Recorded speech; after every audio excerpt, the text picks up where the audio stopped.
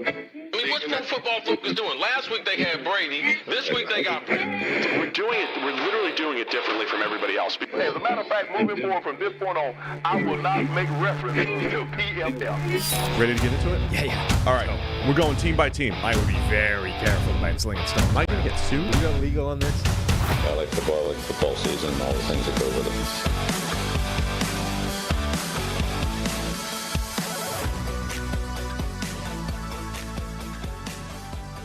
Welcome into the PFF NFL podcast. Steve Palazzolo, Sam Monson. We're live on a Monday morning for the last regular season review of the 2023 NFL season, Sam. Oh, man, we did it already. That's it. Done. You know, time flies. They're saying that all the time, but it's like it's really moving fast. Yeah. Already through. Feels like it was just Labor Day. Regular season's done. Now it's only playoffs. We were just at training camp, watching the Colts, watching Lions, Jags. We were just there, but here we are, week 18. Got to review all the games. We'll touch on every game, but clearly the football meant more in some games than others. Yeah. We'll focus on that, but there's already a lot of fallout. There's already been one firing. It's what they call Black Monday here. Just in one. The NFL. Didn't make it to Monday. Just one. Yeah. Falcons head coach Arthur Smith was fired before midnight last night. It's always rough. Third straight year the Falcons finished 7-10 and with the 8th overall pick. Yeah. 3 straight years. We'll talk about that when we get to Falcons Saints, but we'll go through the whole thing. Sound good? Yeah. All right, Week 18 started on Saturday afternoon. It was the Pittsburgh Steelers 17, Baltimore Ravens 10. Steelers moved to 10-7.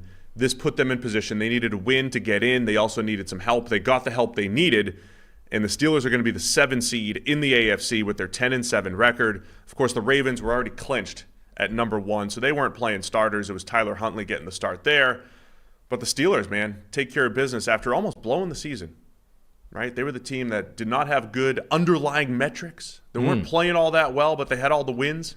And then they lost to the Cardinals and the Patriots back-to-back weeks, but they've come back these last few weeks to sneak into the playoffs. Right. Then they didn't have the wins, and then everything was in free fall. Yeah, they felt like a team in trouble for a while, and they lose 2 games that they were supposed to win.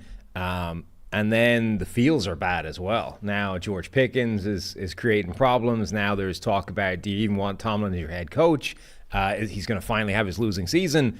And then, of course, goes on a winning run, gets them all out of the way, and gets them into the playoffs. So job done, I guess, from that perspective. It was going to be easier given that they were facing the Baltimore backups. It was made more difficult by the conditions. Ugly rain. You were tweeting out Mason Rudolph's hand size, I think, weren't you? I did. Yeah. It wasn't really a factor, I don't think. I know he fumbled, but I don't think the rain was an issue for him in this game, whereas it was an issue for other people. I mean, they could barely hand the ball off in the first quarter. Yeah, the hand size thing, he's above the threshold, though. He's above just 9. Though, right? He's like 9 1/4 or something? He's 9 in eighth. An eighth? Yes. Okay. And, the NFL always says that the 9-inch hand is the cutoff. As long as you're at 9, above 9 is better. And we actually have seen Jared Goff, who's right at 9, have trouble in the rain. Sure. He's had to the famous in my head pass. I don't think anyone else remembers it, but when they played Washington a few years ago, Goff had a pass where he wasn't actually gripping it. It was actually resting on his hand, literally like a pie, and he tossed it and actually made it. They call it a pie thrower. And he actually got it there. It was beautiful. So he threw it like a pie. I figured I'd throw it out there. But Rudolph finished 18 of 20 for 152. The big play, though, and what a fascinating Steelers offense. It was their fifth 70-plus yard pass play of the season. It may have been 50-plus, but they've got 5 of those explosive plays. They have at least 3 or 4 above 70. A 71-yarder to Deontay Johnson, which put the Steelers up. And, again, in those conditions, it was really insurmountable. They put them up 14-7. They added another field goal to go up 17-7. And the Ravens were really struggling to move the ball. And when Tyler Huntley did make a few good throws, the Ravens had all the drops on their side. But it was Deontay Johnson over the middle of the field, 71-yard touchdown that ended up being the big difference in the game. The Steelers did a nice job running the ball, too. Najee Harris just kept grinding it out. 112 yards for Najee, another 33 for Jaylen Warren. I mean, last 2 weeks, their ground game has been really impressive. But the other thing is, what a difference. I mean, okay, Deontay Johnson has the big play, but the pass game didn't really do much at all. I mean, Rudolph, when he attempted 20 passes, only had 150 yards. And most of it came on that one big play to Deontay Johnson. But the other element is Like, George Pickens didn't get a single target in the game, let alone a catch, and he was fine with it. You know, they won. They got to the playoffs. George Pickens seemed cool, whereas earlier in the year, there have been games where Pickens is not involved. They're struggling to move the ball, and he's visibly pissed off on the sideline, like, you know, doing the whole pouting thing, and they're like, uh-oh, we got to deal with Pickens, get him involved. I mean, they didn't have him involved at all in this game, and nobody cared because apparently winning cures all. Tomlin got to him. He got to him. Maybe. Or maybe just, you know, winning the game is the thing, not whether he's the cause or not. If you've looked at PFF grades and wondered why Mason Rudolph at 18 for 20 does not have a good passing grade, there's 2 turnover-worthy plays in there. A pass over the middle that with a dropped interception that the safety would have had a nice little run after the catch had he picked it off. And then a fumble just before the half by Rudolph, which is kind of hilarious. He's under pressure and he just kind of throws it up, tries to throw it late, but it's a fumble. So he had a couple rough turnover-worthy plays in there. But overall, for whatever you want to say, the Steelers' offense has looked better with Mason Rudolph. I know they couldn't throw the ball, but I think that was more condition-wise. Yeah. He has done something. Like, something's been better about this offense with Rudolph there. I don't think it's going to carry them that far through the playoffs or anything like that, but it has been better these last few weeks. These playoffs are so wide open, though.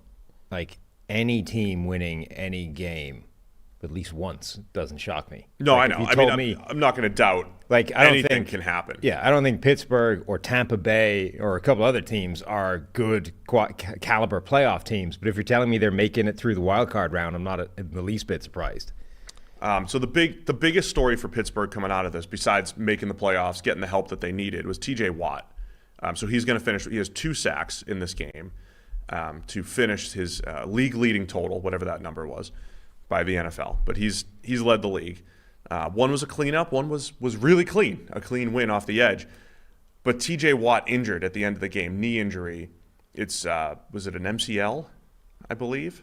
It's normally a multi-week injury that Watt has. It's not torn or anything like that, but obviously they're a different team when he's out there. They've done a nice job building the edge rushers around him with Alex Highsmith and Marcus Golden's there and Herbig's there, but man, they need TJ Watt, and I don't know if he's even able to go in a week's time when they play Buffalo. Yeah, potentially a huge loss for them, absolutely. Key signature player. They're better. I think they're better equipped this year to deal with his loss than they have been in the past, but it's still a huge loss. I mean, there's no way around that. And then as for Baltimore, of course, they're going to finish the year 13-4. We know they're the number 1 seed. They're going to have a Saturday game and then 2 weeks off. I mean, they'll be as rested as possible. The one thing to keep an eye on, the last time Baltimore had the number 1 seed, they lost in the divisional round to the Tennessee Titans. It's the annual debate about rest, being rusty, being staying sharp versus being healthy, and Baltimore's gonna we're gonna see because they rested a lot of players in this game. Yeah, I mean they still played quite a lot of players as well. You have to. I mean you can't rest everybody. It's difficult to rest everybody, as we always say. Gus Edwards got a lot of work. Isaiah Likely got some work. Isaiah Likely, by the way, his touchdown catch was ridiculous. Yeah, rides, makes a nice catch to begin with, rides a hit, spins towards the goal line and then extends over for the touchdown. Just 3 or 4 things in the space of a split second to make a nice play into a touchdown. Absolutely crazy. I mean, he stepped up in a huge way post Mark Andrews' injury, which has been big for them as well.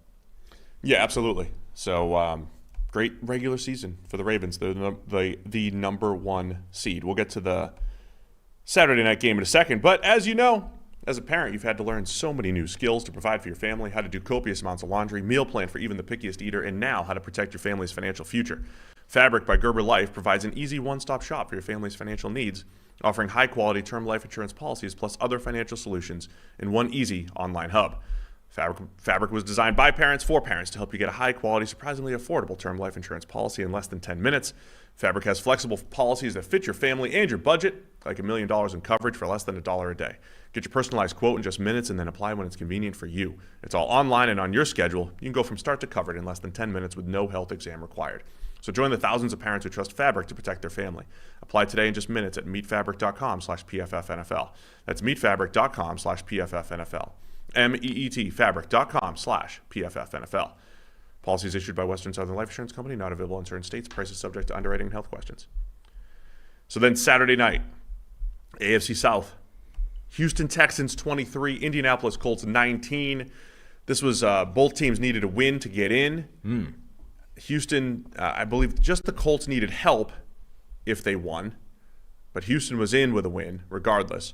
But Houston goes to 10-7. We knew they'd at least have a wild card, but with the Jacksonville Jaguars losing yesterday afternoon, it's the Houston Texans winning the AFC South, and they're hosting the Cleveland Browns in round one as the number 4 seed in the AFC. Which means PFF Bobby makes the playoffs. PFF Bobby makes the playoffs, and as you can tell, they were talking about him a lot. They were talking him up. Troy and Joe I've doing been a good waiting. job talking our friend up in that game. I've been waiting all season for a broadcast to work out that Bobby was on that 2013 Washington staff, the one with the photo of, McVay, Shanahan, the LaFleur, et cetera, like the McDaniel, the famous photo that they keep showing up of like, hey, look, all these guys are on this one Washington coaching staff. I've been waiting all year for them to figure out that Bobby was also on that coaching staff and update the graphic. Fox, week 18, finally brought it out. It's like, there, look, new graphic. Bobby was there too. We need friend of the show, Jordan Rodriguez, too. I mean, she spent the whole offseason talking about the play callers. And Bobby's one of them now. Add a new one. He's a play caller. We need a sequel. Play call number 1. Yeah. Play action bomb. Nico Collins touchdown. Colts have this long, methodical opening drive. Got them into field goal range or stalled in the red zone. Had to kick a field goal. Texans play 1, drop back, bomb, boom, Nico Collins touchdown. Answer. Yeah, Colts went 11 plays, 56 yards for that field goal, and like you said, first play, 75-yard touchdown for Houston. Nico Collins, what a monster. Yeah. Monster game. 9 catches for 195 yards in that touchdown. 195 of C.J. Stroud's 264 receiving yards, passing yards. Incredible season for Nico Collins, the connection between him and Stroud. And man, Stroud did it again in crunch time, key plays, under pressure, outside of structure. Stroud finishes 20 of 26 for 264. That's over 10 yards per attempt and 2 touchdowns. But when he needed to make big plays down the stretch, he was doing it. And we'll get to the Colts failures at the end, but another game to be incredibly impressed by Stroud. And I was at the time I'm thinking he's going to go into a Kansas City or a Buffalo for a playoff game, and he still might. But now they're hosting Cleveland, the best defense in the league. But I was at the time going through this intrigued by what's he going to do if he went to go face Mahomes in Kansas City or Josh Allen in Buffalo. It's still going to be a great game, I think, against Cleveland this week. But Stroud and the Texans proven that they belong, and they can. I think they can do some damage in the playoffs. Yeah, it was a weird game. Like they had that big touchdown to open proceedings, and then both defenses, I think, really had some good plays, particularly the defensive lines for both teams, which have been actually good throughout the entire season for both sides. Like the defensive line, the pass rush for both teams has been an important part of each of them being in playoff contention in the final week of the season. And then late in the game, Stroud and the Texans chewed up like most of the fourth quarter with that big drive. And I think, did Stroud miss like one pass or something in that entire drive? Ends up getting the touchdown. At the end of it, putting it all on the Colts now. They've got, the remainder, 6 minutes or whatever in the fourth quarter to answer and to try and come back, and almost got it done. Got to the red zone, 4th and 1, went for it. Minshew gets the ball to Goodson, gets it in his hands, and he can't come away with it. Yeah, put it on his hands. Rough way. It was the exact. You put it back hip, but yeah. If he catches that and falls forward, nobody's like, man, Minshew really missed the throw. Right. It was the wrong. The throw was a little off, but it still should have been caught for a first down. Yeah, it wasn't the easiest catch in the world. Having said that, you would expect him to catch it and pick up the first down from where the ball ended up. So, but just a horrible way for Goodson, for the Colts and Goodson in particular, to not make the playoffs effectively. Like, you're not. It's not. even if you pick that up, you still have to get the touchdown at the end of that drive. It's not like that's the difference. It wasn't in the end zone, right? It's not the difference literally between winning and losing, but it is, you don't make it, you lose, and you do make it, you live to fight another day or another down and try and make it happen. So just a horrible way for Goodson in particular to have to, wrap the season with that. Broadcast was highlighting how good the Houston Texans run defense had been throughout the year, and the Colts ran all over them. Jonathan Taylor, 30 carries for 188, forced 8 missed tackles, and offensive line, like the blocking was good for Indy. Like everything was, they were cooking offensively. They were picking up 5, 6, 7 a pop. Texans couldn't stop them. Stretches. No, they couldn't. And they averaged over 6 yards per carry in the game. Right. That's what I'm saying. Like the Colts were moving the ball like crazy. Again, Minshew did not do a ton. And then on the other side, the Texans were the opposite. I saw people complaining about our friend Bobby. The Texans kept running it. And I'm not going to do this, establish the run and blah, blah, blah. But all of the Shanahan tree does feel like, hey, every now and again we're going to take some negative plays, some 1 and 2 yard gains to set up the big play actions. But they were grinding it out with Devin Singletary, who's had a really good season. Like that did help unlock their running game in the middle of the year. But the Colts did a great job stopping the run. They were moving the ball on the ground for much of the game, but and they had an opportunity to win. But it comes down to Goodson drops the ball, and that was it. Texans going to the playoffs, man. Yep. The best offensive lineman, I think, for the Colts, Braden Smith. Remember, there was a big thing about him being back, battling through the injury. He's a huge upgrade for them when he's out there. He was playing in this game and then had to leave the game injured. That didn't help. I think the poor Blake Freeland. Yeah, poor Blake Freeland. And I think that they definitely suffered when he went off the field. Like he makes a difference for them, and him not being able to see out that game was an impactful element late in the game.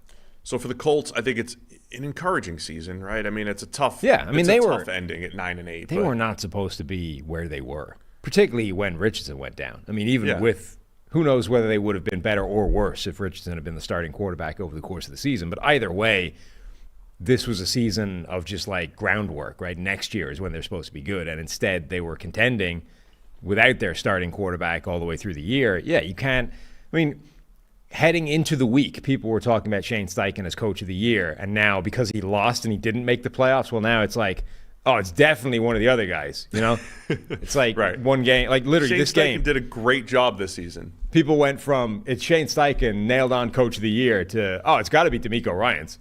Has to be. Nobody else is in the frame, I mean, whatever.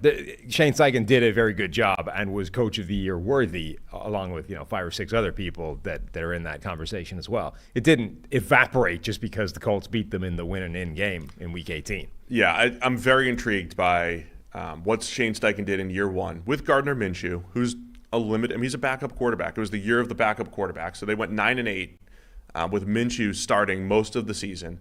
Got the offensive line back on track. And I'm intrigued by what they do with Anthony Richardson here going forward. They've got their rookie contract quarterback, and they're always in a very healthy cap situation, so they can do some work there in Indy to build this team in the offseason. And we'll get to it later, but Shane Steichen did a really good job with the Colts. Jonathan Gannon's done a pretty good job with the Cardinals in terms of they were supposed to be the worst team in the NFL, and they've got wins against some good teams and ran another one close this week. Meanwhile, Philadelphia is in free fall. That's all connected, I would suggest. The fact that they lost both coordinators in the offseason may not have gotten the sort of appropriate level of focus that it deserved, and maybe a big reason why they've never been able to pull it together over the course of the year. All right, let's go through all the Sunday games. So congrats to Houston, the Texans, and just to put a bow on that, 10-7 season. They were picking number 2 overall last year. They get Stroud. I will continue to push back on all the hindsight stuff, like, Carolina should have known it was Stroud. I mean, that was not necessarily the consensus. And I don't even know if Houston would have picked Stroud if they had the number 1. Right. Pick. I don't think they would have, judging from them. So, last year at this time, we were talking about how Lovie Smith screwed the Texans. They won their Week 18 game. They're picking number 2 instead of 1. And look, it all ended up working out. But this seems to be like, this is like the story of the NFL historically. Yeah. Dallas accidentally, sorry, I'll let you go in a second, but Dallas accidentally drafted Dak Prescott when they wanted Paxton Lynch. The Ravens drafted Lamar Jackson after Hayden Hurst in the first round. Houston may have gone with the more consensus pick, which was Bryce Young, had they had number 1, and they ended up letting the Panthers make the decision for them, and they took Stroud at 2. So sometimes better to be lucky than good. Yeah, absolutely. He's hugely. I mean, look, nobody. I have been hugely wrong on C.J. Stroud. He's been so much better than I expected him to be. Only people that don't speak in nuance when they talk about the draft are like taking victory laps now. Because he was clearly the best quarterback in this draft. Anyone that couldn't see that is an idiot, right? And there were a lot of people that had Stroud as their top. Absolutely, there were people. But the only people that are like not surprised by this are those that only see in absolutes and are like, well, he was clearly always a superstar. Whereas I was talking last night to the late great Austin Gale. Late to this show, not although I wasn't still alive, still with us. Wasn't a Ouija board or anything. Yeah, I was texting him. That's good. That's good clarification. Yeah, and Austin had C.J. Stroud as his number 1 quarterback, and Austin is like, I didn't think this was in his range of outcomes. I mean, I thought he'd be good. I didn't think he'd be like amazing.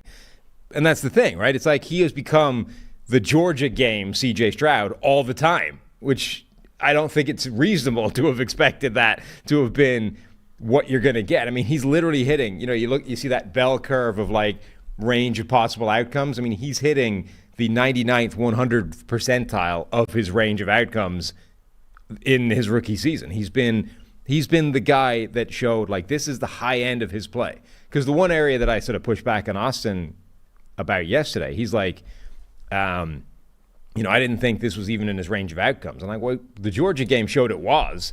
Like, it showed that this is his potential. This is what he could be, but he's not going to be that all the time, only he has been. Like, that's what's been remarkable about his play, but I don't think you can use that to go back and say, he was always going to be this guy, because he wasn't. Yeah. I mean, there's plenty of games that weren't the Georgia game that show he was not this guy all the time.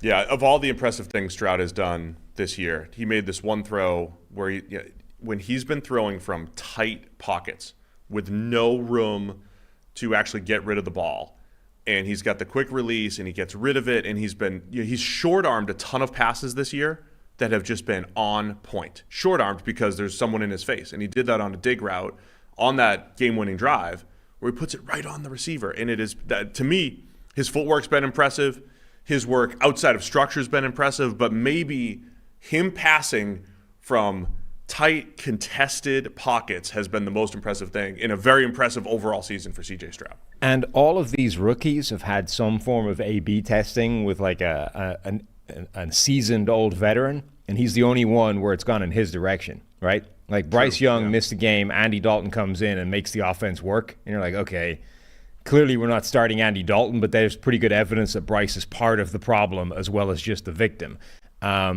Ryan Tannehill, Levis has been a little bit either way. Like, I would say generally Levis has got the better of that, but at the very minimum, it's close.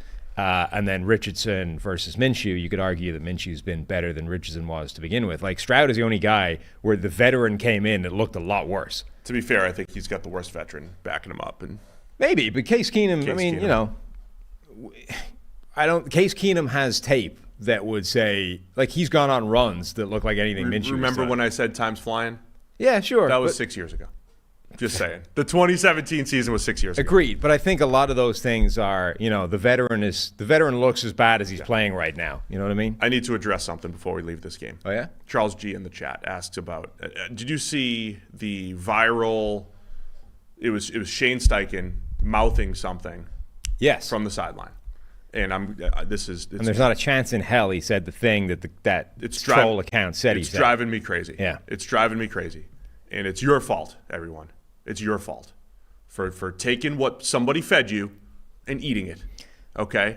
So what happened, it looked like somebody It didn't even look like it. Well, somebody quoted Shane Steichen and said, and he put the quote, he put the text above the video that said, quote, "We had it. You blew it, you missed it," something to that effect, right? And there's two things very wrong with this. First off, not reading lips properly. And then secondly, posting a video that wasn't on the last play. It was from a different play really? It wasn't in the even on game. that play? It was most likely from a different play in the game. And this is how careful I think. There's some people are careful. When the Lions offensive lineman checking in thing happened, I saw people being like, "Are we sure we're watching video from the right play? Is ESPN actually showing video from the 2-point conversion play, or are they showing something from earlier in the game?" And you had to just double check and confirm. And I went back and double checked and confirmed. But some people just put quotes out there, and it drives me absolutely crazy when they first off put words into players' mouths or coaches' mouths when they're on the sideline and they're not reading lips.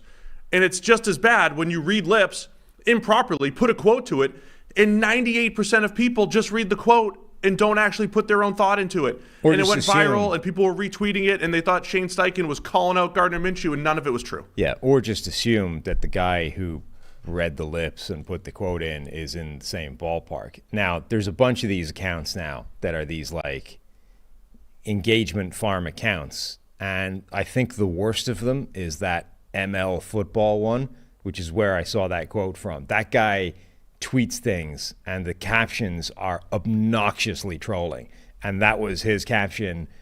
And I'm like, I saw the thing. Sometimes you see these clips, right, and you're like, that's so unlikely to have happened that I have to see it for myself before I'm willing to believe. I'm not like, because a lot of times you do just sort of assume that the guy who connected the words to the thing is correct, right? And I'm willing to take it on face value that he wouldn't just make it up because he's posted the video. Like, it's obvious, you know? This one was so unlikely to have been the case that I'm like, no, I have to see if that was true or not and work it out for myself. And I'm watching the video and I'm like, the words, I forget what he said, like, "This is on you" or whatever. I'm like, "We had it, this is on you." Yeah, something I'm like that. That's not even close to what he's saying. I don't know what the last part, the "we had it" part looks 100% correct. The "that's on you" thing is not even in the same vicinity as whatever he's saying. I couldn't work out what he was saying, but it wasn't that. There was a play, right, where they lined up, and this ended up blowing the game for Indy. They lined up on 4th and 1 to draw them off sides, and then they took a timeout. Yeah. I think it may, and I didn't go back, so now I'm going to do this thing. It may have been after that play. But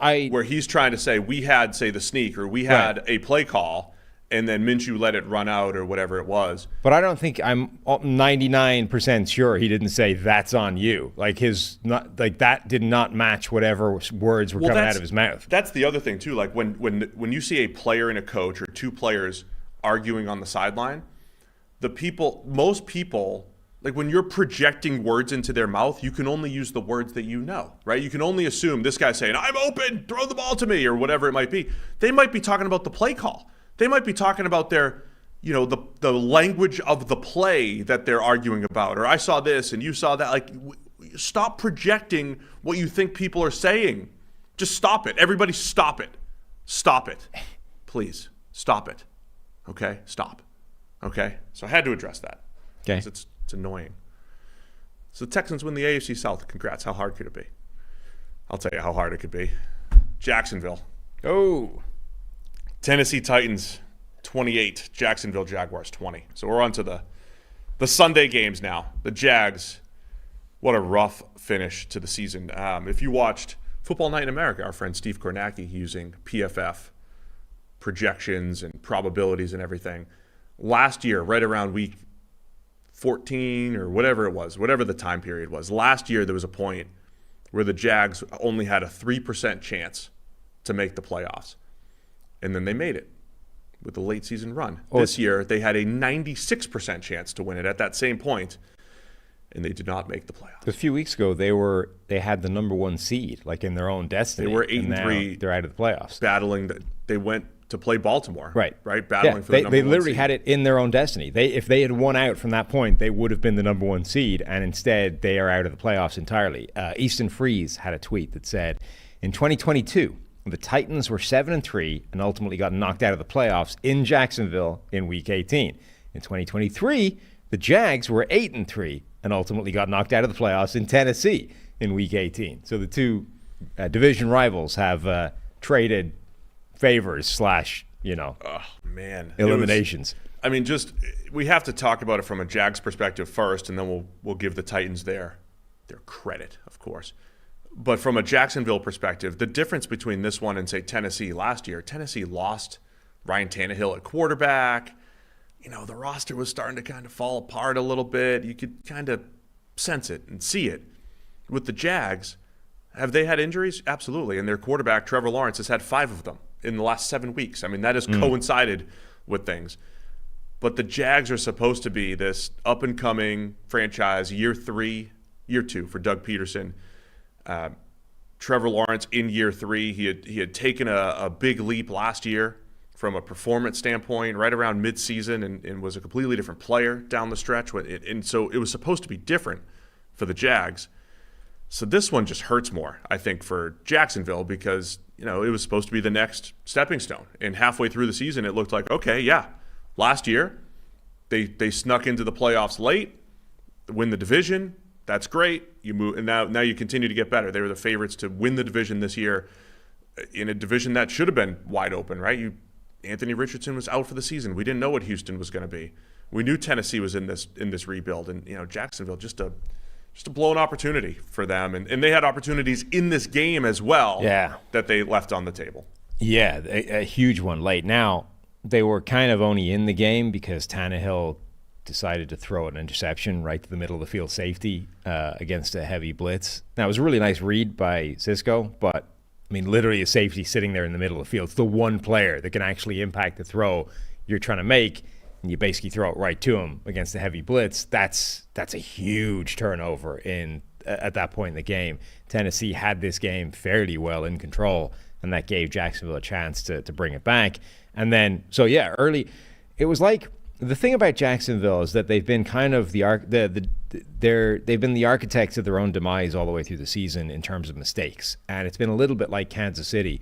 In fact, remember early in the year against Kansas City, they should have won that game and didn't because Trevor Lawrence put the ball in receivers' hands in the end zone like 4 times, and not one of them resulted in a touchdown because guys kept getting only 1 foot down or couldn't quite keep hold of the ball until they'd gotten, a foot stepped out of bounds and all those kinds of things. And this game was just another example of that, where they're just inches off. And even in preseason, you saw preseason or training camp, you saw that Ridley or Lawrence to Ridley connection. And it's like, wow, that could be amazing. And it was just inconsistent. Like they couldn't hit it all the time. They went for it all the time, but it was really low percentage. They just weren't hitting that many of those plays. So there's a ton of highlights of it because when they did hit it, it looked spectacular, but the strike rate was terrible. And in this game, they had a Lawrence to Ridley bomb just like preseason early in the game. And then late in the game, they had it again and 6 inches too far. Like it just goes off Ridley's fingertips. If that ball is 6 inches less overthrown, it's probably a touchdown, and we're looking at a 2-point conversion. Right, it's a 1-point game at that point, or a 2-point game rather. You have the 2-point conversion to tie it, like a whole different ball game. We have a chance to tie the game. Instead, they miss that. They don't get it on 4th and 2 a couple plays later, and that's the game. Okay, that's a lot of plays to unpack here, right? Because you talked about the Jags, setting themselves up for failure. It was back and forth early on. Tajay Spears with a beautiful 28-yard touchdown on a screen. The Titans were screening crazy. Another game where the run game was dominant. Derrick Henry and Tajay Spears were both amazing in this game. Yes. Again, for the second week in a row, right? Their run game has been crushing people. Did you see Derrick Henry after the game? They gave him a mic. They hooked him up. You're going all over the place. Come on, It's Derrick Henry. Let's go. It's following. It's flowing. We'll get there. They gave him a microphone and hooked him up to the stadium's PA system. I've never seen that before. So we got to talk about that now. Yeah, Derrick Henry basically addressed the Titans crowd. He goes 19 carries for 153 yards. That's over 8 yards a pop, including a 69-yarder in there. Henry, Zeke Elliott, when did Henry come in? 1 year after Zeke? 2017. He's had an 8-year career. Is that right? Like Zeke, I think he's 1 year earlier than Derrick Henry. Maybe they were the same class. But Zeke is over there. Not to pick on Zeke. He's over there in New England. By the way, Zeke's become like a pretty likable player. He's in this horrible situation in New England. It seems like he's having fun. He's playing hard. But Zeke Elliott's like not same class. Same class, right? He's not that explosive. And you just if he averages over 4 yards a carry in any season going forward. It's going to be like, oh, yeah, we got something out of Zeke. Derrick Henry's still going strong. I mean, Derrick Henry might still be the best running back in the NFL. It's just that behind that offensive line, you only get the odd glimpse of it. Like, I wouldn't rule that out as a concept. And so Henry, by the way, Baltimore would be a great fit. I keep trying to put Derrick Henry in Baltimore just to see what that whole thing would look like. But Derrick Henry is still moving, and he's doing it behind a bad offensive line, and I mean, obviously, he addressed the crowd. As you said, he's expecting to leave Tennessee going forward. He's expecting to be out of there. And it is actually going to be interesting because he is one of a handful of running backs who has actually made a big difference throughout the majority of their careers, and he's not really slowing down. He's at a point where running backs should have already slowed down, and he's not slowing down yet.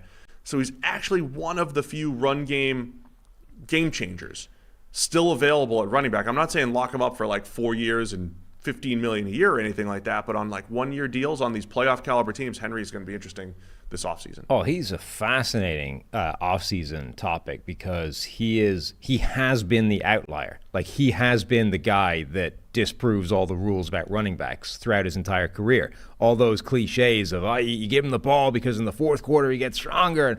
Like, you look at all those sort of survival chart things, and it doesn't exist for most running backs, but it does for Henry, and it always has. Henry has been the one guy that throughout his career, the rules do not apply to Derrick Henry. And even this year, like, okay, his production has been way down, but it's still been pretty good behind literally the worst offensive line in the NFL for 2 years in a row. Now he's over 30. I think he's going to be 31 next year, like at the start of this year. Or has he just turned 30? Either way, 30. I think he just turned 30, and people, yeah. But 30 being like way past the cutoff of like, forget it, you don't give this guy a new contract. But if we're literally describing this guy as he's already proven to be the guy that disproves the rule. Like, remember Adrian Peterson? Peterson went way into his 30s and was still really productive. And you were like, well, it's Adrian Peterson. The rules don't really apply. Like, you can't win MVP coming back off a knee injury. That's ridiculous. And he does because he was Adrian Peterson. I mean, Henry's in that kind of category. He's already shown that. So I think it is a discussion of, what kind of contract can we give Derrick Henry? Because I'm pretty sure in a good situation, that dude still absolutely cooks. There was a fascinating play in this game where he broke off a big run.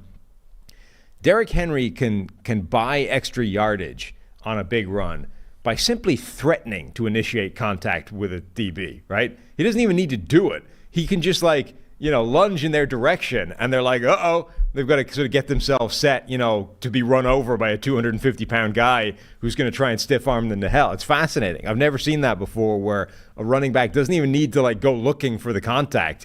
He just needs to, threaten it, and the DB, it's not like he runs away, but he has to sort of back off and set himself so that he can try and be run over. And if Henry's not actually going to do that, he can get 5-7 yards extra running room without even making contact. It's a really interesting dynamic late in those runs. I think you've summed Derrick Henry up really well. He has been an outlier over the last few years, so we'll talk a lot about him this offseason.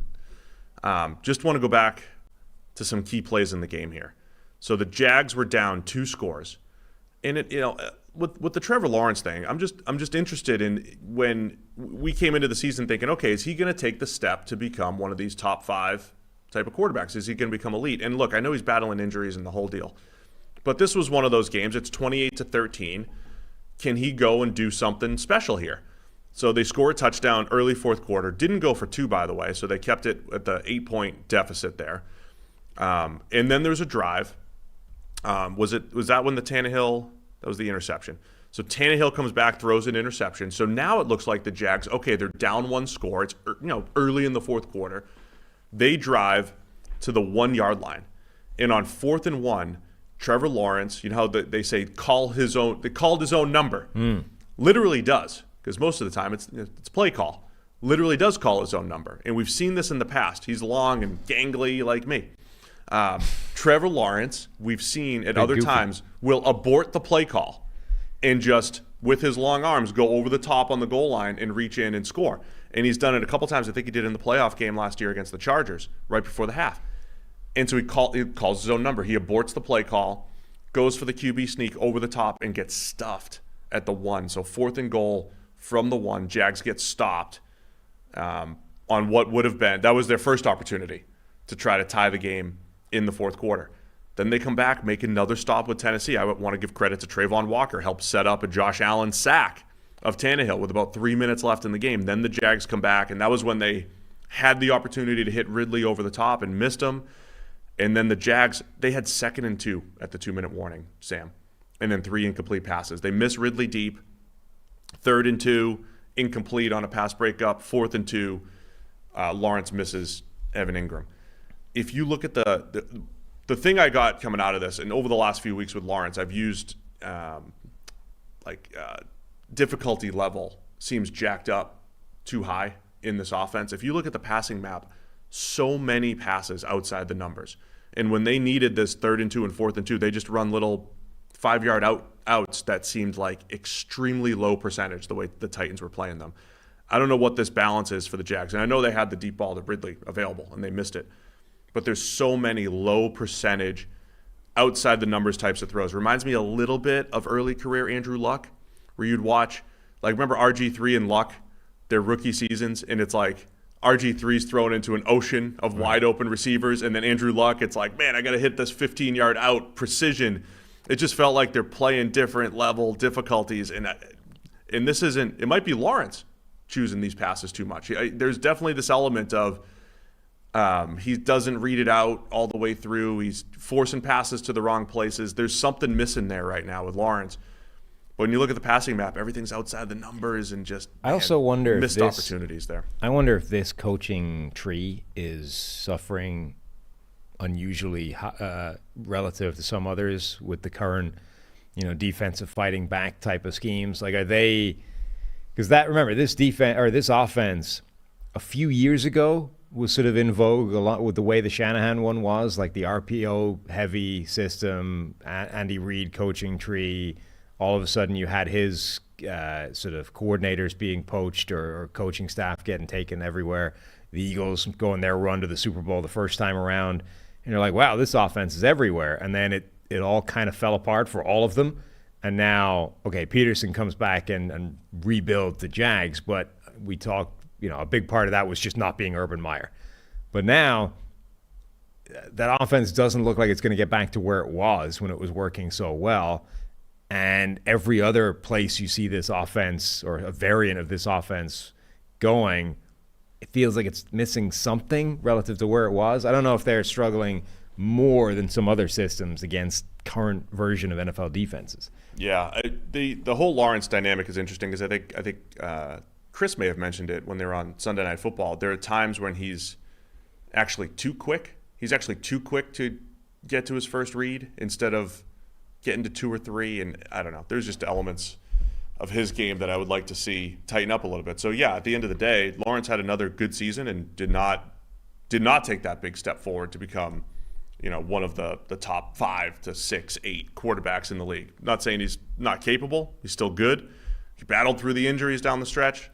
But it's got to be a disappointing finish here. Yeah, for the narrative for him in the offseason is going to be too harsh because earlier in the year he was way better than his numbers looked because of all those games where receivers were screwing him, right?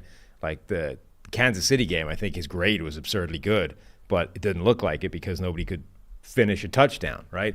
He had 4 or 5 games in a row that looked like that. So there was a 4 or 5 game stretch where his numbers were crappy relative to how well he played. Then he was battling through half a dozen injuries and legitimately didn't play well, but I think you can fairly say that's an injury thing. So you put those two things together and suddenly you've got like an 11 or 12 game stretch of bad play statistically, all of which can be explained by that's not really where his baseline is. And yet no one will remember that when we're talking about it in the offseason. It's just, hey, look at the stats. Trevor Lawrence is mid. That's going to be the narrative, and it's not Trevor really Lawrence true. We'll help correct them. I just think this offense needs more of the easy in there, and I don't think there was enough of the easy in there. And to me, that's one of the. You know what they're also missing, though. I'm not. This you could be forgiven for seeing that this season. My analysis has been just give every team Nuke Hopkins, but Nuke Hopkins had a game where he made like a couple of spectacular one-handed grabs in this game.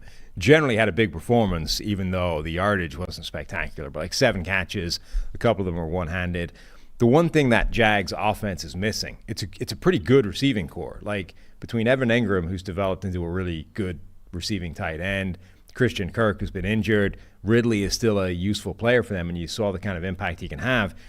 It is missing that like one contested catch alpha dog who can just go out there and win speculative jump balls, right? They don't have that. That's what I used to think when Lawrence, sorry to interrupt, but that's when Lawrence came out, that was like the first thing I wanted him to have. The way he threw the ball at Clemson. I mean, he had T. Higgins. And he gave those guys opportunities. In college, yeah. Maybe he'll have T. Higgins. Right. But, like, that's what it's missing, right? You look at this, and it's like they have a really good receiving core. Even if it's not, I don't need, like, a true number one who does that in addition to the deep threat, in addition to everything else. But I think you do need a guy who you can just throw a contested jump ball to, because you don't have one of those at the moment. I don't know how much that bails a quarterback out to just have the certainty that, yeah, this is, like, only a 50-50, but what the hell? And if we look at Ridley's history, I'm sorry, we're getting too far into offseason weeds here.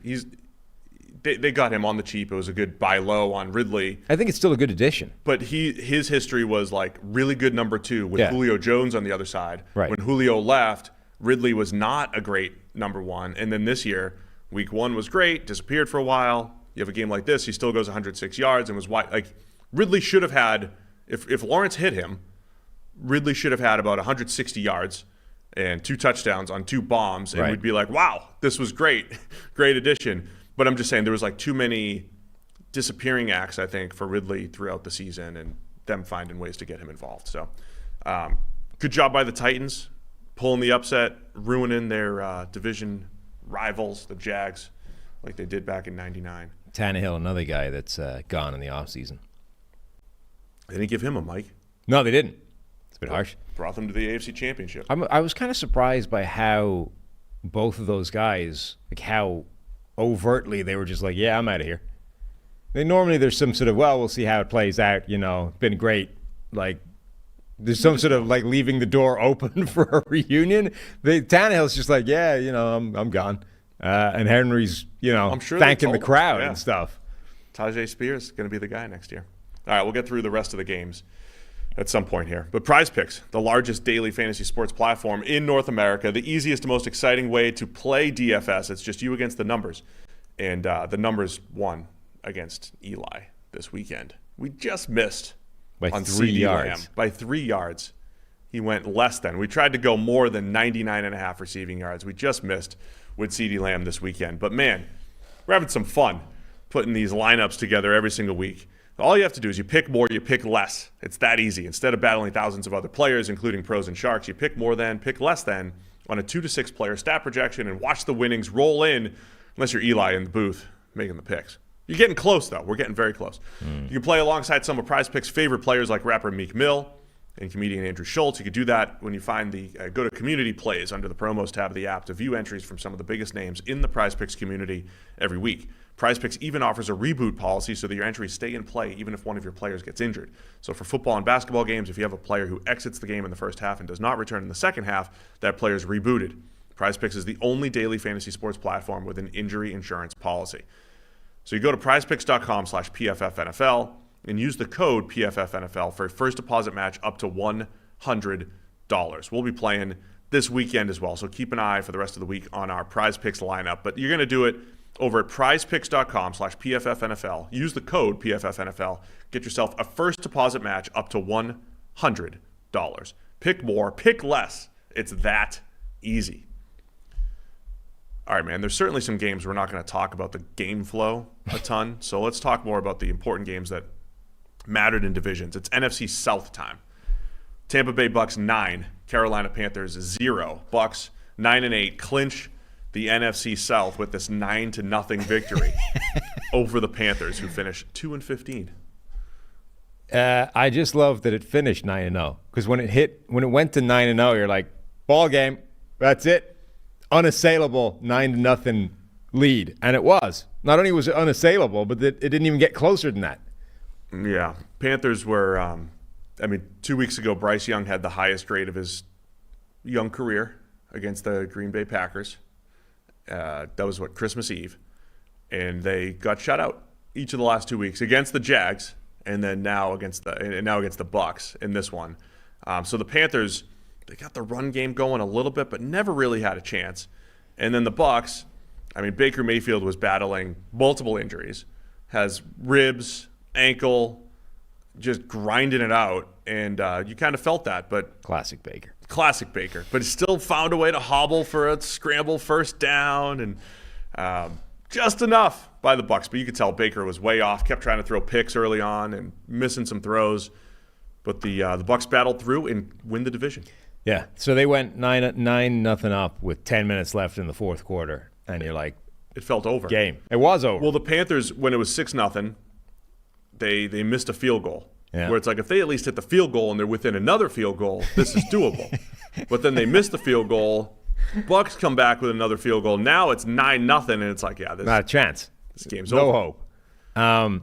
It was also a game where basically since the moment DJ Chark called out the narrative that it's all on the wide receivers, it's been all on DJ Chark.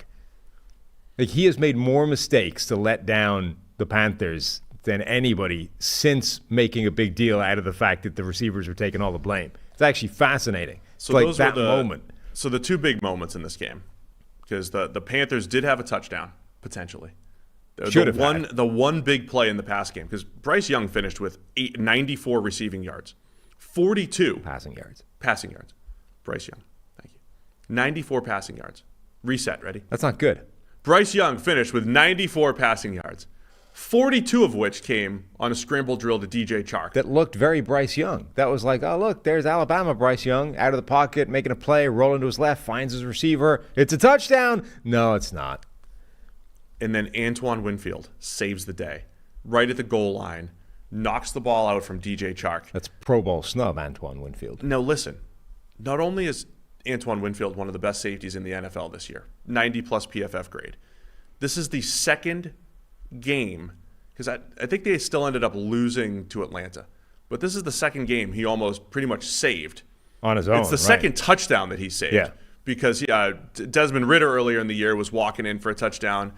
Winfield hustles, forces a fumble and a touchback, just barely. Same thing with Chark here. That one, I think he at least touched the ball, though, right? Like, he actually forced that one out. This one, he just hit Chark, who then dropped the ball into the end zone. Whatever. Antoine Winfield deserves credit for all of this. He does. So the Panthers, that was a scoring opportunity. Yeah. And then they scored what would have been about a 40-yard touchdown, but there was an illegal formation. Yeah. And so the two and then, like, a biggest play plays later by the Panthers were a fumble out of a touchback and an illegal formation. And the illegal formation, I think the very next play, or maybe two plays later, was like a strip sack. Then the ball's turned over. So you went from touchdown to, you don't even have the ball anymore. Yeah.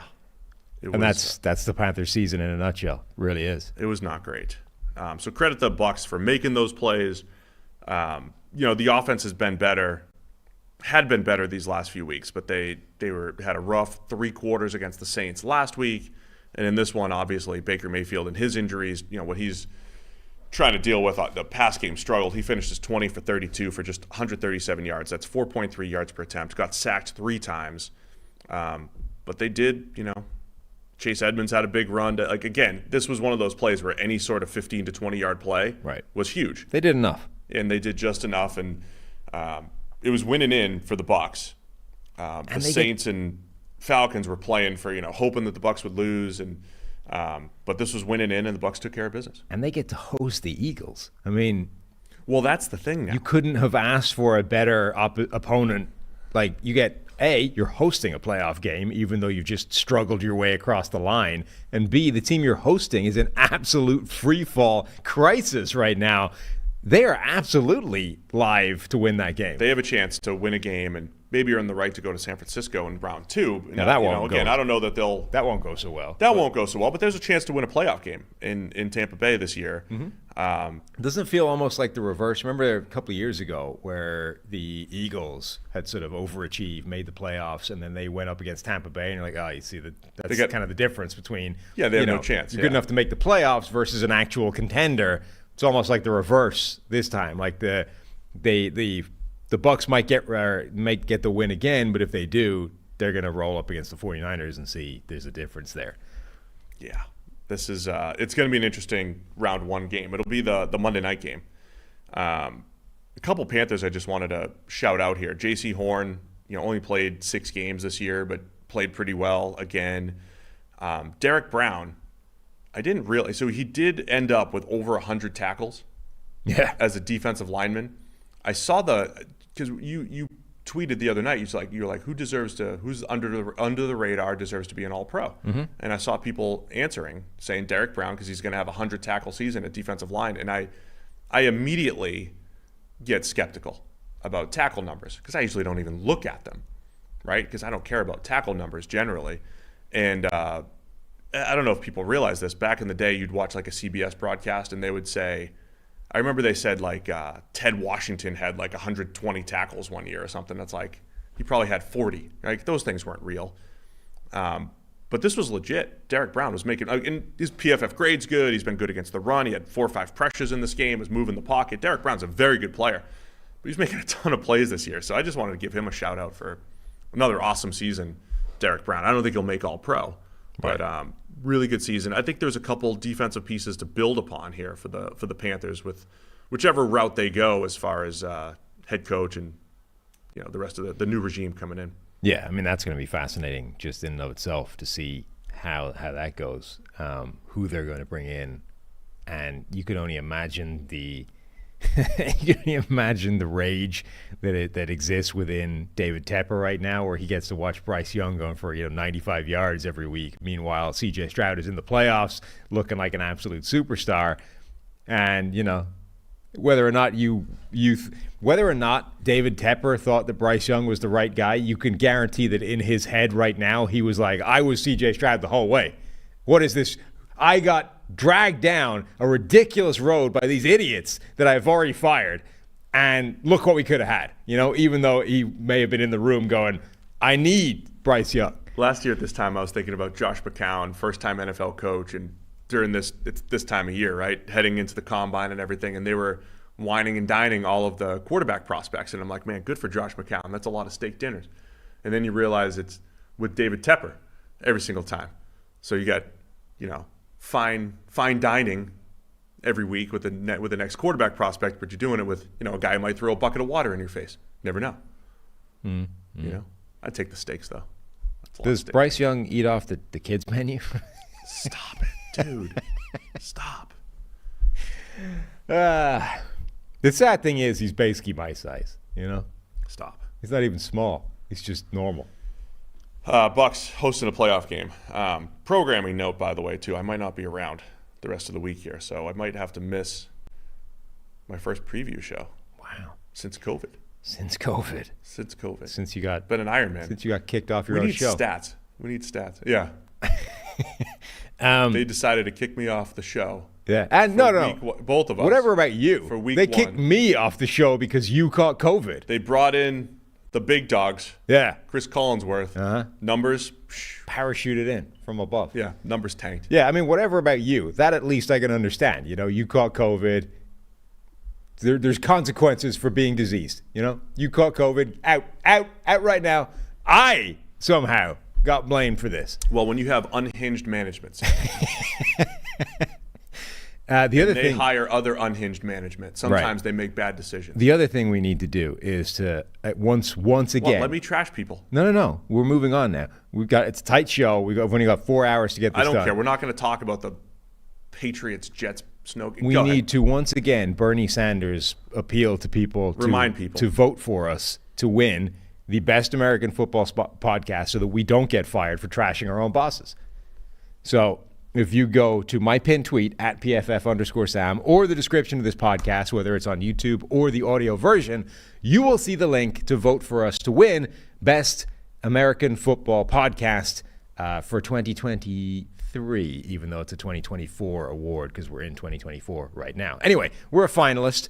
We're thrilled to be finalists. Having said that, we would also like to win, and it's an open vote. So we would like your vote. Go vote for us. The experience on a phone is a little bit sketchy, so if you could do it on a desktop, that will make the thing fly right past. And we appreciate all of your support. Corporate doesn't want us to win. Do it despite that. No, they do. Chris is going to tweet about it today. No, get the people against it. But this is how we save our jobs. We win an award, and then they can't fire us. Yeah. Like they don't think win one as opposed to they don't think steal we're one. important and valuable. Right. So yeah, okay, that's better. We got to that's better win angle. one instead of stealing one. Reset for social. Corporate and management, they don't think this is a valuable, important podcast. But if we win an award, maybe we'll stick around. Maybe we'll still be here. You know, maybe they'll keep the podcast alive. Do it to save the podcast. Do it to save us. Save the us podcast with your vote. Save the pod. All right, the other NFC South game, New Orleans Saints 48, Atlanta Falcons 17. We'll spend a little bit of time on this one because the Saints, look, the winner had a chance to win the NFC South. They were rooting for the Bucs to lose. With the Saints win, they were still kind of rooting for some upsets, but the Packers, won, and so the Saints, both teams are eliminated here. Saints finished 9-8. Falcons finished 7-10, again, for the third straight year. They'll pick 8th overall for the third straight year, but this time without Arthur Smith as their head coach, fired last night, and the first firing of the offseason here. Didn't even make it to Black Monday. No, it was Black Sunday night. Yeah, Black Sunday night. Yes, for the Falcons. Derek Carr finishes 22 of 28 for 264, 4 touchdowns, passer rating of 145.5. Because we keep it real here on the PFF NFL podcast. Those stats are inflated because his dudes made plays, man. The Saints just caught everything. Chris Olave, incredible contested catch for a touchdown. Rashid Shaheed, that was incredible catch. Contested catch for a touchdown. A.T. Perry with an incredible contested catch for 29 yards. And it had a touchdown in there, or 2 touchdowns in there as well. But the Saints receivers did a great job. And it's like, man, it took the whole season for all of my analysis to come true for the Saints. All these guys to throw to, and they should be able to put up points and have good numbers. And that's where Derek Carr ends up with a really good statistical season at the end of the day here. And, okay, yeah, he got, I don't want to say bailed out necessarily, because I don't think any of those throws were bad. I'm just trying to say that the stat line doesn't match the. But I think for the second half of the season, Derek Carr has actually played really quite well. Agreed. Not taking anything away. It's just the problem is they had dug themselves too deep a hole by the time that started, and overall their season has kind of ended up where it was supposed to. It's just that the Bucs were also better than people expected since they started booing him. Yeah, and it came just short, But this has kind of been where you would expect the Saints to get to by the end of the year, and it has sort of ended up more or less where it was supposed to. Yeah, A.T. Perry made a crazy catch over A.J. Terrell in the end zone for a touchdown. Got him again later with the same thing, just a ridiculous, I'm stronger than you, unlucky. The Olave catch was insane. The ball literally bounced off Clark Phillips' head in the end zone. Yeah. And I thought it was just sort of lucky that it bounced off his head, hovered there, and then Olave snagged it.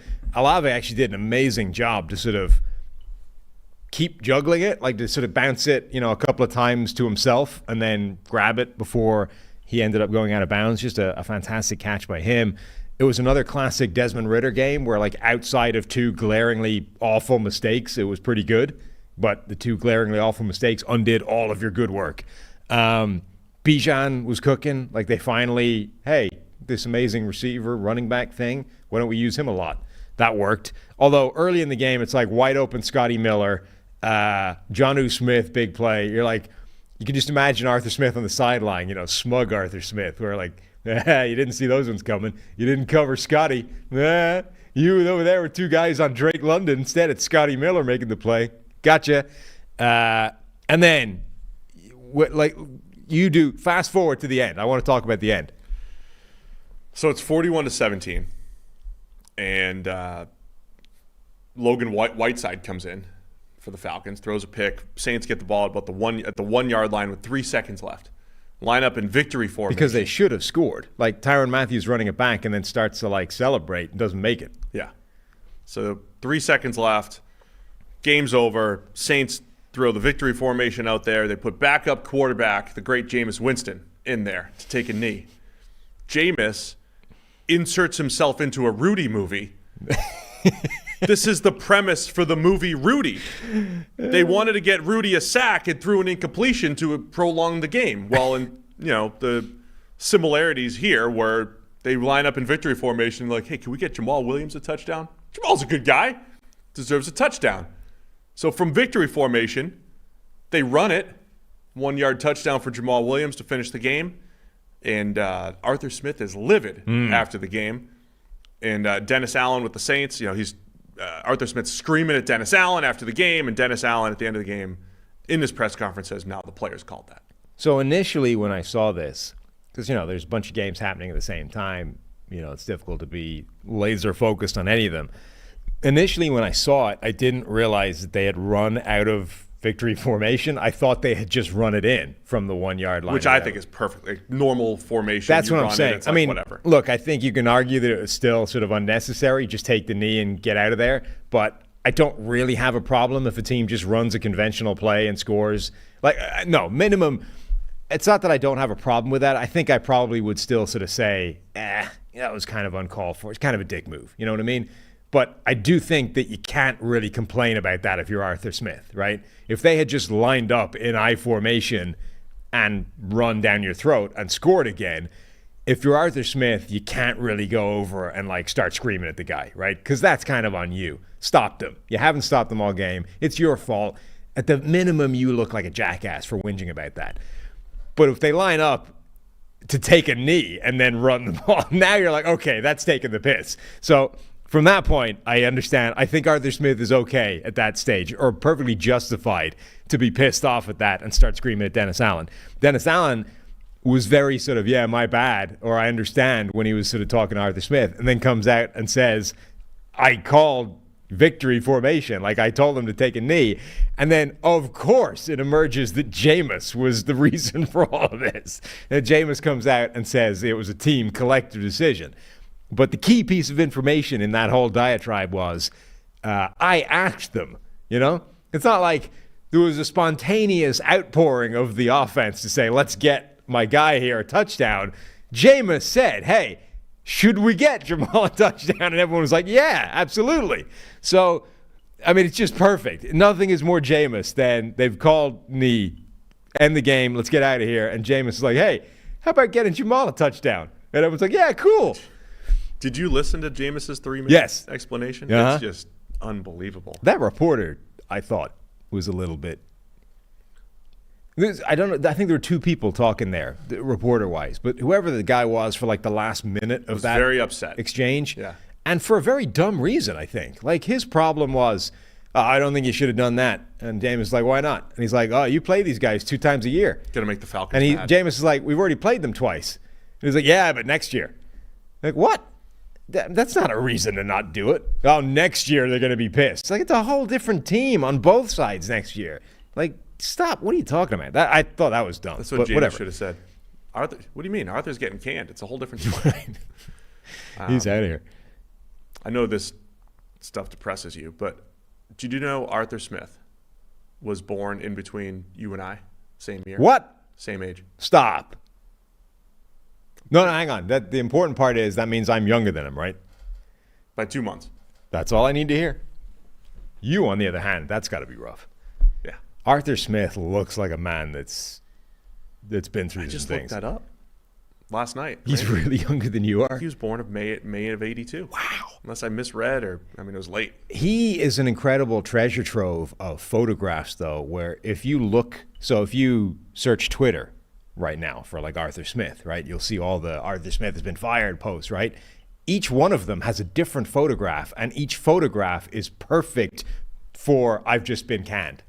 It's it's every photograph of Arthur Smith is him looking bummed that he's just been fired. Yeah, man, I don't know why, but he has a picture for every Desmond Ridder red zone turnover, which all fits perfect for, I've just never seen somebody with such a broad range of photographs that perfectly fit the caption "fired after a 7-10 season." All right, so there's not much. I don't know. There's only a couple other actual football games that we need to discuss, but fallout from this, it's going to be an interesting job. I already see people trying to put Ben Johnson here from the offensive coordinator from the Lions. Obviously, the quarterback situation needs to be addressed in Atlanta, but again, they're picking 8th. I'm starting to believe that 4 quarterbacks maybe go in the top 15. I don't know where the NFL is going to land on Jaden Daniels from LSU, Michael Penix, who's playing tonight in the national championship, Bo Nix, our good friend Mike Renner seems to think the NFL is going to love him and put him in the top 10 to 15. So the Falcons will be one of 10 or 11 teams that probably need a quarterback, all drafting in the top 15. And of course, we expect 1 and 2 to be QBs again. So but a lot to be, had there, but like the playmakers that they have are still legit. Somebody's going to be looking at that Chargers job and saying, yeah, give me Justin Herbert. Somebody's going to be looking at this Falcons job and saying, yeah, I want Drake London and Kyle Pitts. I'll figure out Kyle Pitts. I'll work with Bijan. I'll make that work. So that's going to be an interesting job this offseason for sure. Yeah, and we're going to get, a direct comparison effectively between, hey, Arthur Smith and this, I've got a whole collection of superstars I refuse to use, and somebody else coming in. Are we immediately going to see Ben Johnson or whoever run the offense through Bijan, Kyle Pitts, and Drake London? And what does that look like? Okay, probably with an upgraded quarterback, which is probably going to tilt the scales quite significantly in their favor. But, finally we'll get an idea of what that actually does look like. All right, let's run through some of these other 1 o'clock games that literally only need 2 minutes. Detroit Lions 30, Minnesota Vikings 20. Lions already were locked into the number 3 seed, still played it out. This game, both quarterbacks averaged 9.5 yards per attempt across both of them. It was just, I loved watching this. These quarterbacks were averaging about 10 yards per attempt. At the same time, the Patriots and Jets had 13 total completions in their game. Same football. Jared Goff finishes 23 of 32 for 320 and 2 touchdowns, some big plays in the pass game. And then Nick Mullins throws for 396, but of course 2 picks in there as well, with Justin Jefferson going 12 catches for 192 and a score. A lot of big explosive plays in this one. Yeah, absolutely. Nick Mullins, just a fascinating quarterback because he can move the ball, but it will come with crazy interception / turnover-worthy plays. And it's like a better version of Desmond Ridder. But the fascinating thing is they can come anywhere. It's not limited to, it's not just the red zone. He's not one of these quarterbacks that's calibrated to be psychotically aggressive. So it's not that the picks come because he's trying to be too aggressive all the time. He will check down randomly when you would say, hey, push it, be more aggressive than that. Take the shot at the 10-yard play. Instead, he'll check it down to a running back. It's he's not just calibrated to be crazy aggressive. He's just bad in terms of terrible decisions sometimes. It's weird. But it does result in moving the ball a lot and some wildly high variance offense from him. So, yeah, but the big thing, I guess the starting point for this game has got to be the Lions did play their starters. They were trying to ride that momentum that we talked about. All that came true. They called a pass play to Dan Skipper just to really, troll the NFL. But they also got punished for it. They got Sam Laporta a touchdown. He broke all kinds of records in this game, rookie records for tight ends. Jahmyr Gibbs also got a touchdown. So they became the first pair of rookies ever to each have double-digit touchdowns in the season. So Gibbs and Laporta. 17-game schedule era. Real impressive, Sam. Real impressive. I forgot the way no records now count in week 17. Yeah, they should have done it by week 17. Yeah, got it. So those don't count. Good job. But anyway, that was impressive. Point being, they got him his touchdown. They got him all kinds of records, put him up there with Gronk and Ditka for all-time seasons. And then Sam Laporta goes down with a knee injury on a routine slant route. Guy jumps on his back and his knee just got caught in the turf. The diagnosis appears to be basically the same diagnosis as Travis Kelce's preseason injury. So it's a sprain and a bone bruise or whatever. Yeah. So Kelce played the next week, but you could tell he was missing a little something. And usually the guy doesn't play the next week for that. So right. Either he plays in the first playoff game but probably isn't the same guy, or they give him the rest in that game, hope they win it, and he plays the next week. Either way, it looked like it was a season ender immediately. It's that's a knee injury pop. Khalif Raymond was also limping off. I don't know what ended up happening with him, but he had a 41-yard reception. We know. And a big punt return. Yeah, big punt return. You know how much we love Khalif Raymond here. So, those are 2 legitimate playmakers, of course, for the Lions. One other stat I just wanted to bring out here. 2 weeks ago they played, right? And we've been talking a lot about Brian Flores and the blitz and the whole thing. And 2 weeks ago, Goff and the Lions torched the Vikings blitz. And so what was going to happen in this game? Well, the Vikings they blitzed even more. And Goff finishes 21 of 30 against the blitz. 30 against 21 the blitz. of 30. He only dropped back 35, 40 times. This is Not even. Brian Flores has already I got to set. find this percentage. That's what I'm is saying. this? Brian Flores, I think, has already set the all-time record for blitz rate in a game. I think this just exceeded it. 21 of 30 for 310 and 2 touchdowns. So for the season, Jared Goff against the Vikings blitz, and the season being the last 3 weeks here, Goff goes 43 of 55 for 493, 3 touchdowns, no picks against the Vikings blitz. Their blitz rate in this game was 91%. There you go. Beautiful. Well done. 91% blitz. And again, so it felt like It didn't work. No, it didn't. But for the last few weeks, it has felt like the Vikings defense badly needs they need a bell, like between rounds and a fight, where you just need to regroup and come back. Like they are desperately waiting for the bell. Only for them, there isn't one. It's just the end of the season. Because the defense has just been on the ropes for the last few weeks. It's like teams have finally figured out how to beat it. And the Lions did it most spectacularly. I mean, there was a play in this game where they're running like a double move, and it's Khalif Raymond one-on-one with Josh Metellus. And you're like, dude, that's broken scheme. That's bad. That shouldn't happen. That's not good. And the Lions are finding it. We were giving Flores a ton of credit. Mostly and I think he's done a good job. Because talent-wise, they shouldn't have been as competitive as they were for most of the season. I mean, I think the smoke and mirrors work that he's been doing this season has done an amazing job overall. But I think the last 4 or 5 weeks of the season, I think he just ran out of smoke and mirrors. Eventually you can misdirection only works for so long until teams get a handle on what you're doing, how you're misdirecting, where to keep your eyes instead of the thing. Don't look at the hand waving over here, focus on whatever.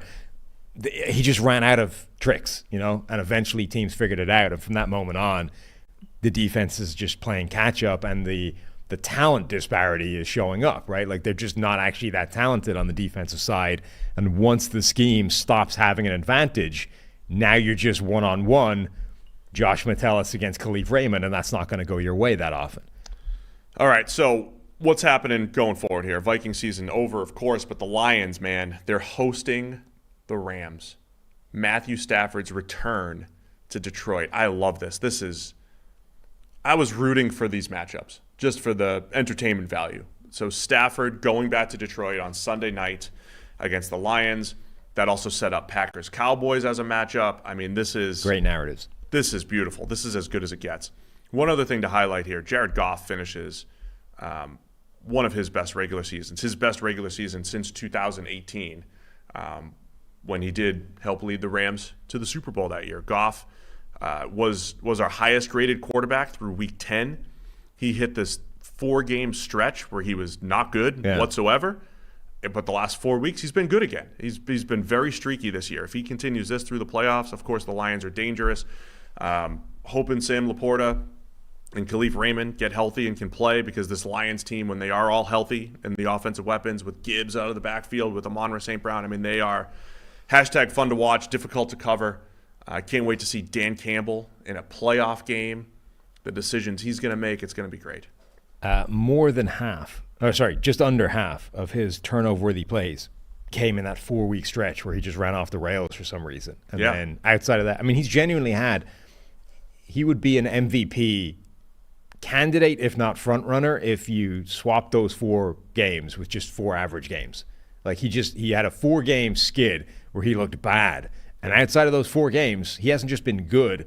He's been rivaling any MVP candidate this season. All right, so Lions finish the year 12-5. They'll be hosting the Rams, as I said, Sunday night in the playoffs. All right, so the 2 1:00 games that really didn't matter: New England and the Jets. Jets win 17-3. Jets finish 7-10. Patriots fall to 4-13. This was fun to watch just because of the snow. But 20 total completions across both quarterbacks.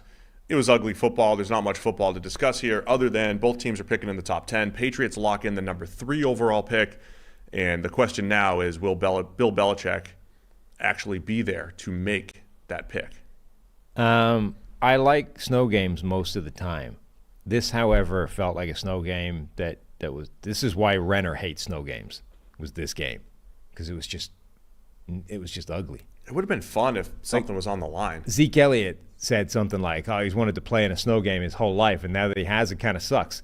Well, Like, this game would make you think that. It didn't have that. Remember the Eagles Lions snow game where it's like a foot of snow on the field and it was chaos, and Calvin Johnson's getting up off the turf with like just a face mask full of snow.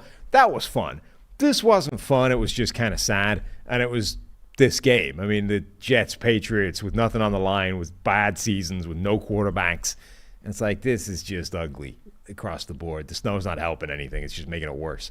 Impressive finish for Breece Hall to the season. Yeah. Coming off the knee injury, 37 carries for 178, including a 50-yarder. Had a touchdown in there. So that was a highlight for the Jets this year. It was the only highlight for the Jets this year, Breece Hall. All right. The only other thing to talk about here is Belichick and the Patriots. They're going to talk it out. When insiders don't have information, and they usually don't have great information about Bill Belichick, they're basically just us, right? Your top insider, what's going to happen in New England? Well, they could fire Bill Belichick, or they could trade him, or they could take away GM duties. We'll find out this week. Yeah. So that's my inside information. Okay, yeah. The other thing to say, this snapped a 15-game losing skid for the Jets against the Patriots. Oh, yeah. It's the first time since Fitzmagic in 2015. Right.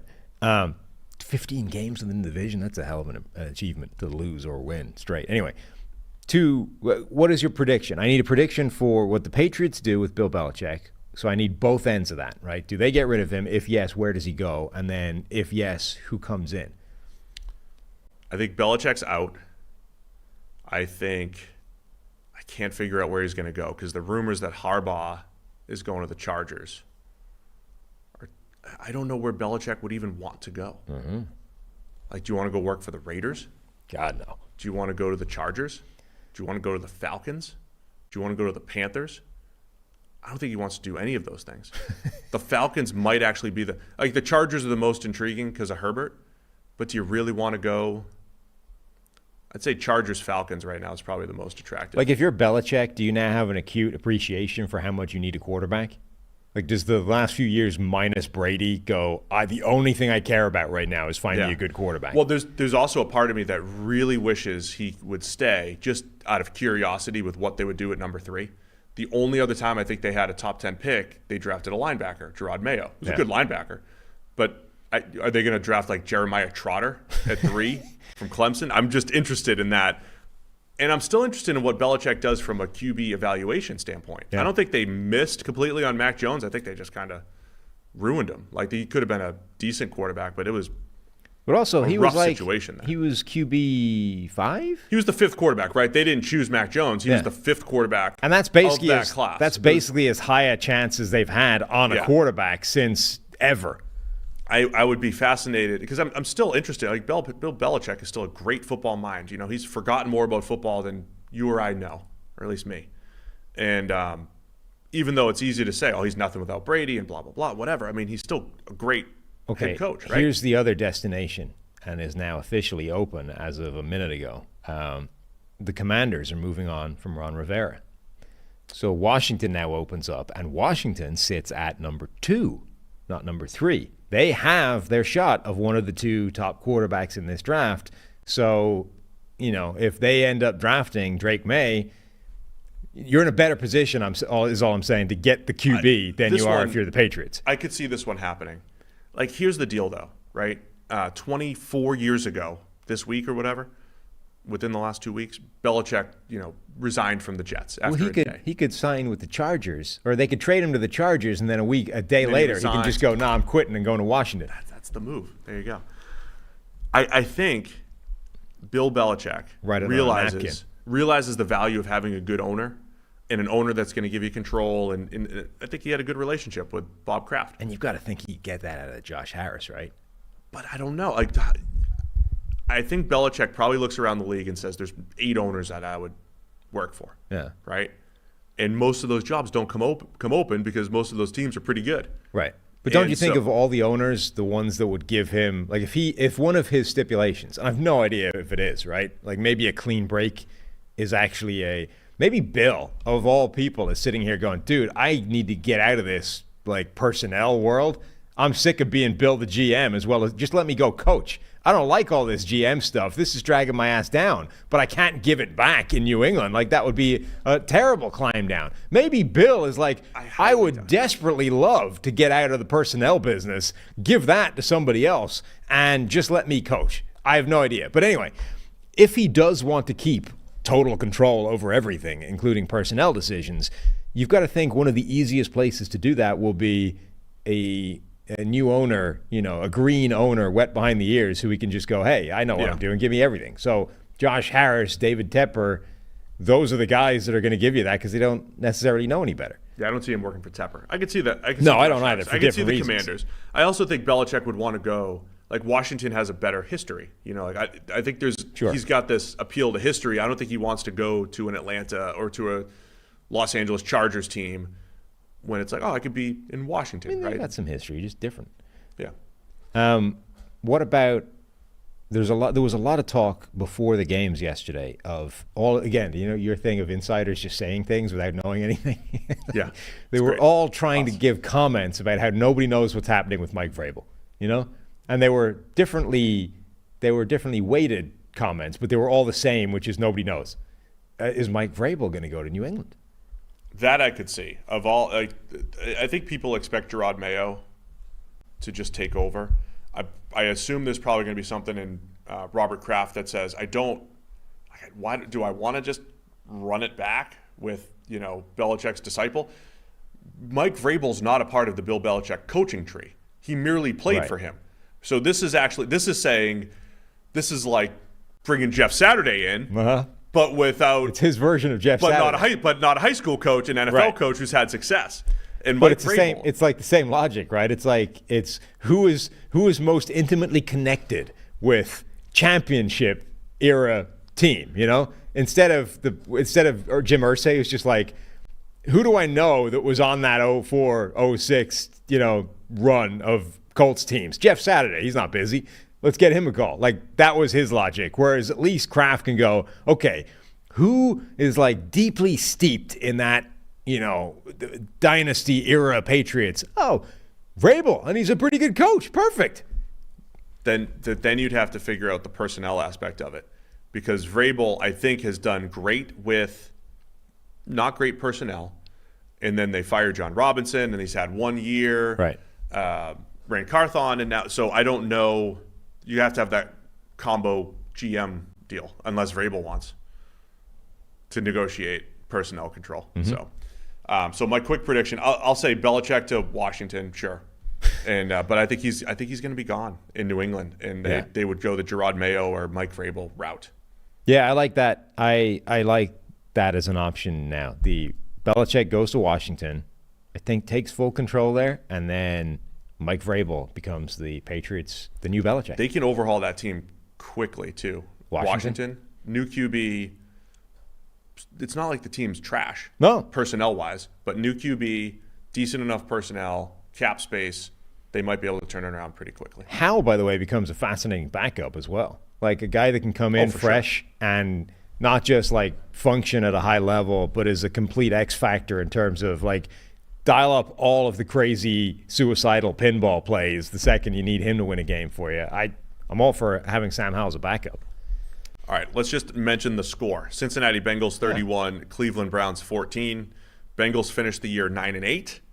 Browns fall to 11-6. Didn't matter. They already have the 5 seed, and they're going to Houston in round 1. They pulled Jeff Driscoll out to get the start. It was ugly until a couple late touchdowns. It was 31-0 at one point for the Bengals. I'll say this, one preseason prediction that came true from us and others. The AFC North was loaded. And now this is the first division, I believe, in history where all 4 teams finish with a winning record. Nailed that one, Sam. Nailed that prediction. Easier to do, of course, when you can't be 500. 17-game schedule again. Ruining everything. It ruins everything. Yeah. We shouldn't even be here right now. No. You should already be on the beach. We should be talking about wild card games. We should be look doing what 6 games instead of 16. When the football season finishes, Mike Clay gets he's got a 3-month vacation on the beach. That's where we should be right now. That's what ESPN gives him? Yeah, something like that. Yeah. I did find it quite funny that Jeff Driscoll's first pass, I think, was an interception. Yeah. All right, we're not talking about the football game. You don't want to talk about the football at all? Nothing. The only interesting thing here, I think, is we'll talk about the Browns this week, or whoever fills in for me on Thursday, potentially, previewing the wild card games. We'll talk about Cleveland, their great season, Joe Flacco, and the whole thing. The Bengals narrative that I think is going to be real interesting here is they finished last. Yeah. Where are they going to pick? 18th? Yeah, 18th for Cincinnati. They finished last, so they're going to have a last place schedule next year, Cincinnati, with Joe Burrow coming back. Decisions to be made on T. Higgins. But our guy Timo posted today, this year, with Jake Browning starting a bunch, Joe Burrow playing hurt, they had one of the hardest schedules in the NFL. Still finished 9-8. I think there's still, it's a rough season. This is another good for game. a team that made the AFC Championship and the Super Bowl the last couple of years. They're going to be in a better position next year, I think, to turn it around. This was another good game from Browning, by the way. Oh, yeah. Outside of playing Pittsburgh, which this was admittedly, legit Browns. This was as backup-y as possible for the teams that rested starters. So it doesn't mean as much, but he's also had other good games. Of course. Literally outside of playing Pittsburgh, which admittedly is a bigger problem for the Bengals than it would be for a different team that doesn't play Pittsburgh twice every year. Outside of playing Pittsburgh, he's actually been really good for them as a quarterback. Joe Mixon had a pretty big game, and Mixon was one of those players. Schefter dumped out a whole load of these before the week of players playing for bonuses. Mixon had money on the line for a touchdown, I think, and got his money. That was about it. That's all I got for this game. So there's more news out here about the Commanders. More news about the Commanders. The Commanders are hiring, per Rap Sheet and others, one of the best in sports, luring two-time NBA Executive of the Year, Bob Myers, to the NFL to help run their franchise. Okay. What's he going to do? Bombshell. He's going to run the franchise. As president? He's a 4-time NBA champ, built the Warriors dynasty before stepping down to work in TV. He's going to help run their franchise. It sounds like this is a president GM type of role. Okay. For the Commanders. That could eliminate Belichick immediately. Maybe. They already have. It might not, but very interesting. Executive role, pulling from other sports, which I think is fascinating, smart. Well, that's where he came from, right? Josh Harris? Doesn't he own a basketball team or something as well? I don't know. You don't know. You're supposed to know this. You're American. I'm just a... There you go. See? He owns the Sixers. There you go. I told you. See? How do I know more about your sports than you do? I'm just locked into the football. Just laser focused, blinkered. Yeah. Anyway. So that's interesting. Pulling from the NBA here. But he's just pulling from what he knows. That's what everybody does, right? You bring in people from wherever, like Elon Musk bringing in SpaceX people to help run Twitter. Yeah. You just grab the people that you're familiar with. I'd bring in Billy Beane. You'd bring in, so having just said that people pull from where they're from, you would bring in Billy Beane, not anybody from here. That's what you're telling me. Not just Billy Beane. I heard you have a job for me as social media. I'm like a Twitter guy. That's not the same. He just pulled in somebody from basketball to be president of the team. In all honesty, you would have the very special advisor to the general manager role. That is the dream job. Every special advisor to a general manager that I've known, they don't do anything. Right, the fake job. I would give you the executive without portfolio. Absolutely. You'd be my check and balance. Honestly, I would meet with you before meeting my billionaire owner. That would actually be your role. It's kind of insulting, but I think I'd take it. Yeah. I think I'd like that. It's better than this job. Here's a high-paying job where you don't do anything. Look, I know you well enough that that's your dream. It kind of is, yeah. You care about getting paid. I think I'd like that. You care about easy paths to getting paid. I really do. You reference those things to me a lot. I'm going to give you that thing that you like. Yeah, I think I would enjoy that. Good. So, a lot of news here. All right, I've got no more use for Bengals Browns. No, neither did the day. There was several games yesterday where it's why is this game even still happening? Can we not just call it now? Who would be sad? Are these going to become individual videos? Ready, watch this individual video. Ready for this one? Chiefs 13, Chargers 12. Blaine Gabbert leads a game-winning drive in this one. Chiefs go to 11-6. Chargers fall to 5-12. No other notes. No, this was another game where money was on the line. The Chiefs, obviously Blaine Gabbert's the quarterback. The Chiefs are playing all the backups, except Chris Jones is out here chasing a sack because Chris Jones had $1.25 million riding on it, and he eventually got it, and the sideline erupted like they'd won the Super Bowl. It was amazing. Like, they might have celebrated that more than they celebrated winning the Super Bowl last year. The entire team was going nuts over Chris Jones getting his sack finally, because he'd been close throughout the game.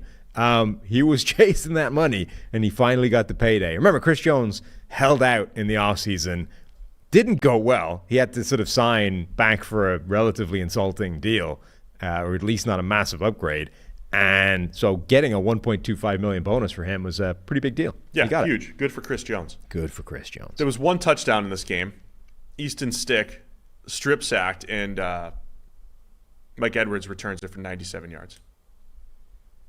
That was the touchdown. Yeah.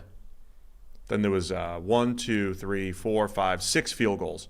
Last week, Harrison Butker finished the game with 6 field goals. This game itself, the last 2 Chiefs games, have finished with 6 straight field goals as far as the scoring goes. How about that? Somebody look that up. Where are you now, Elias? Look that up. How many back-to-back games have finished with 6 straight field goals as the scoring? Harrison Butker, 41-yard game-winning field goal. Chiefs win the meaningless game. They're now going to host the Miami Dolphins next week, Saturday night, in 10-degree weather in Kansas City. 60 dropbacks for Easton Stick. That's like doubling his career total at this point. Yeah, there's a lot of dropbacks. Chiefs finished with the number 2 scoring defense in the NFL. Locked it in with this 12-point outing here against the Chargers. Yeah, I mean, their defense has been fantastic. And the defense had more kind of first-string people, I guess, than the offense did in this game, although still fairly heavily backups. But Chris Jones had a ton of pressure. Yeah, like Kansas City's defense is really good, and that's why they're still dangerous in the playoffs. Got no more use for this game. Let's talk about some more useless games. Just a high-quality video right there. We shouldn't make it a video. We shouldn't. But I don't know. If they want to do it, they want to do it. That's fine. I think we might be contractually obliged to. Oh, well, it's week 18. Well, I appreciate you adding some color to it then. Some meat on the bone. Las Vegas Raiders 27, Denver Broncos 14. God, this was another game that felt like, why is it taking place? Well, you have to play out the string, man. Do you, though? You do. Like, if you just call the game in the third quarter, would anybody really be sad? Both teams finish 8-9, tied for second place in the AFC West. Chiefs become the only team in the AFC West with a winning record, officially. And that's it. Samir White goes 25 carries for 112. Aiden O'Connell goes 20 of 31 for 244 and 2 touchdowns. Once again, Aiden O'Connell, like every other week, looks like a reasonable starter. Yeah, he had a solid game. He also had one of those plays where like the ball just fell out of his hand on a pump fake. I kind of feel like even if it goes forward, that should be a fumble. Like, if you can't keep hold of the football while you're pump faking, I don't feel like you should get bailed out just because you managed to lose it whilst your hand was going forwards. Ball was going forward. Like, if you just drop the ball, you drop the ball. It should be a fumble. Aiden O'Connell had a fascinating touchdown to Davante Adams where it's in the red zone. I forget who the player was. Who was the guy covering Adams? Give me a second, and I'll dig it up. I just want to say O'Connell, his 2 big-time throws, a bomb to Trey Tucker, and then it was a 17-yarder, but pocket movement, and then just an absolute laser beam in between. That was such a nice throw. In between 3 defenders. Yeah. I mean, those are the plays last year in the offseason we're watching his tape being like, man, there's some special throws on his film. So he had this play to Davante Adams for a touchdown over Jaquan McMillan. And McMillan actually covered it really, really well. Adams sort of gave him the stutter in the end zone and then broke off, and McMillan read it, covered him perfectly, and was all over him. And the pass that Aiden O'Connell dropped in had so much air under it that McMillan made a total and utter mess of the ball when it arrived. Like, I think he expected it to be coming at significantly faster velocity or with a much lower arc or whatever it was. Like, he just didn't expect there to be that much air under the ball. So he'd like covered Adams off the release, was locked in on him, had Adams in his hip pocket, and then like looks back for the ball, goes up to play it, like there it is, and it's like, oh no, it's not arriving yet. It's like it's gonna hang there for another second or two, and he just like dived past the ball onto the floor, and Adams was able to just like stand there and wait, and the ball drops into his hands with McMillan having prostrated himself in front of him. It was just, I don't know if that was deliberate by O'Connell or not to like, I'm going to specifically put a lot more air under this and drop it into a bucket. I mean, if it was amazing. If it wasn't, he ended up just getting very lucky because McMillan, having done all the hard work of you just covered Devontae Adams trying to shake you loose in the end zone, he then took himself out of the play by just diving out of his way. The one early highlight for Denver, 24-yard touchdown to Jerry Jeudy. Got him isolated. Jerry Jeudy randomly, now he shows up. The season's done. You benched your quarterback. Why is Jerry Jeudy terrible? He had multiple plays in this game where he was just outrunning people, run after the catch, elusive Jerry Jeudy. Yeah, to me, the big, not takeaways from this game, but coming out of this, both teams have quarterback decisions coming up this offseason. Both teams have maybe receivers that will end up elsewhere. Guys like Jerry Jeudy, Cortland Sutton, Devontae Adams for the Raiders. I mean, it feels like both of these teams could have a lot of turnover at key positions with big names coming off 8 and 9 seasons. To me, it's probably a disappointment for the Broncos, even though they weren't great last year because of having Russell Wilson and having Sean Payton. For the Raiders, it feels like they overachieved. They overcame early issues with Josh McDaniels, benching Jimmy Garoppolo, going with Aiden O'Connell, and it was a good finish here for Antonio Pierce. And a lot of people think Antonio Pierce is the guy that should be getting the job. Again, we've talked a lot about the interim head coach, hiring him full-time. Personally, I think it's risky. I don't think you're – not risky, but I don't know that what you're evaluating. But it feels that there's a lot of the groundswell for Antonio Pierce and the energy he's bringing, the way the defense played down the stretch. There's a big push for Antonio Pierce to be the guy. I don't necessarily disagree with it. I'm just interested to see what the Raiders do here. I think at this point it's very difficult to not hire him. Not 100% because of what he's done, but because you did it before with Rich Bisaccia and it went terribly. Yeah. So now, Bisaccia did a really good job. He galvanized everybody, and instead you're like, no, I'm going to go for the big splashy name, bring in Josh McDaniels, and that was a disaster.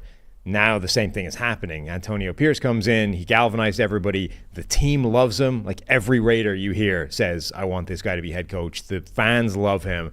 So everybody wants you to hire this guy. You didn't do it the last time they wanted that to happen. If you don't get it right this time, there's going to be a lot of pissed off people. If you have decided that we're not giving it to Antonio Pierce, you have to nail the hiring.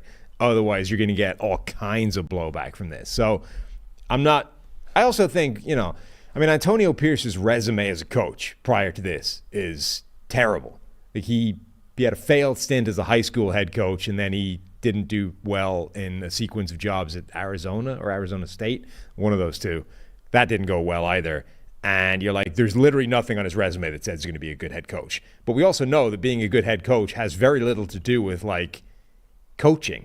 It's man management, it's culture setting, it's tying everything else together. It's all this other stuff, right?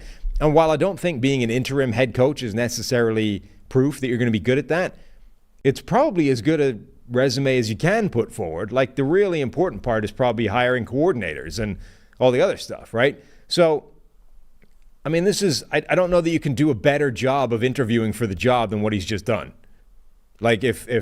If Mark Davis decides, actually, the guy I want is Ben Johnson, right? I don't know what Ben Johnson can do in an interview that would provide a better case than what Antonio Pierce has just done. The case for Antonio Pierce might be someone like Dan Campbell in Detroit. Right. Because he's clearly had a ton of success there. Because again, what's his scheme? What did he bring? He wasn't a play caller. He wasn't, the next genius offensive coordinator. He was CEO, culture setter, and everything that you said. If you view Antonio Pierce as that guy, then you'll learn that in interviews. You'll learn that in the interviews as well, and what his plan is. But Dan Campbell actually might be, Campbell plus Bisaccia might be the thing that gives Pierce the job for the Raiders. But got no more use for that game. Let's go. Other 4 o'clock games. Seattle Seahawks 21, Arizona Cardinals 20. Seahawks finish 9-8. Cardinals fall to 4-13 to finish the season.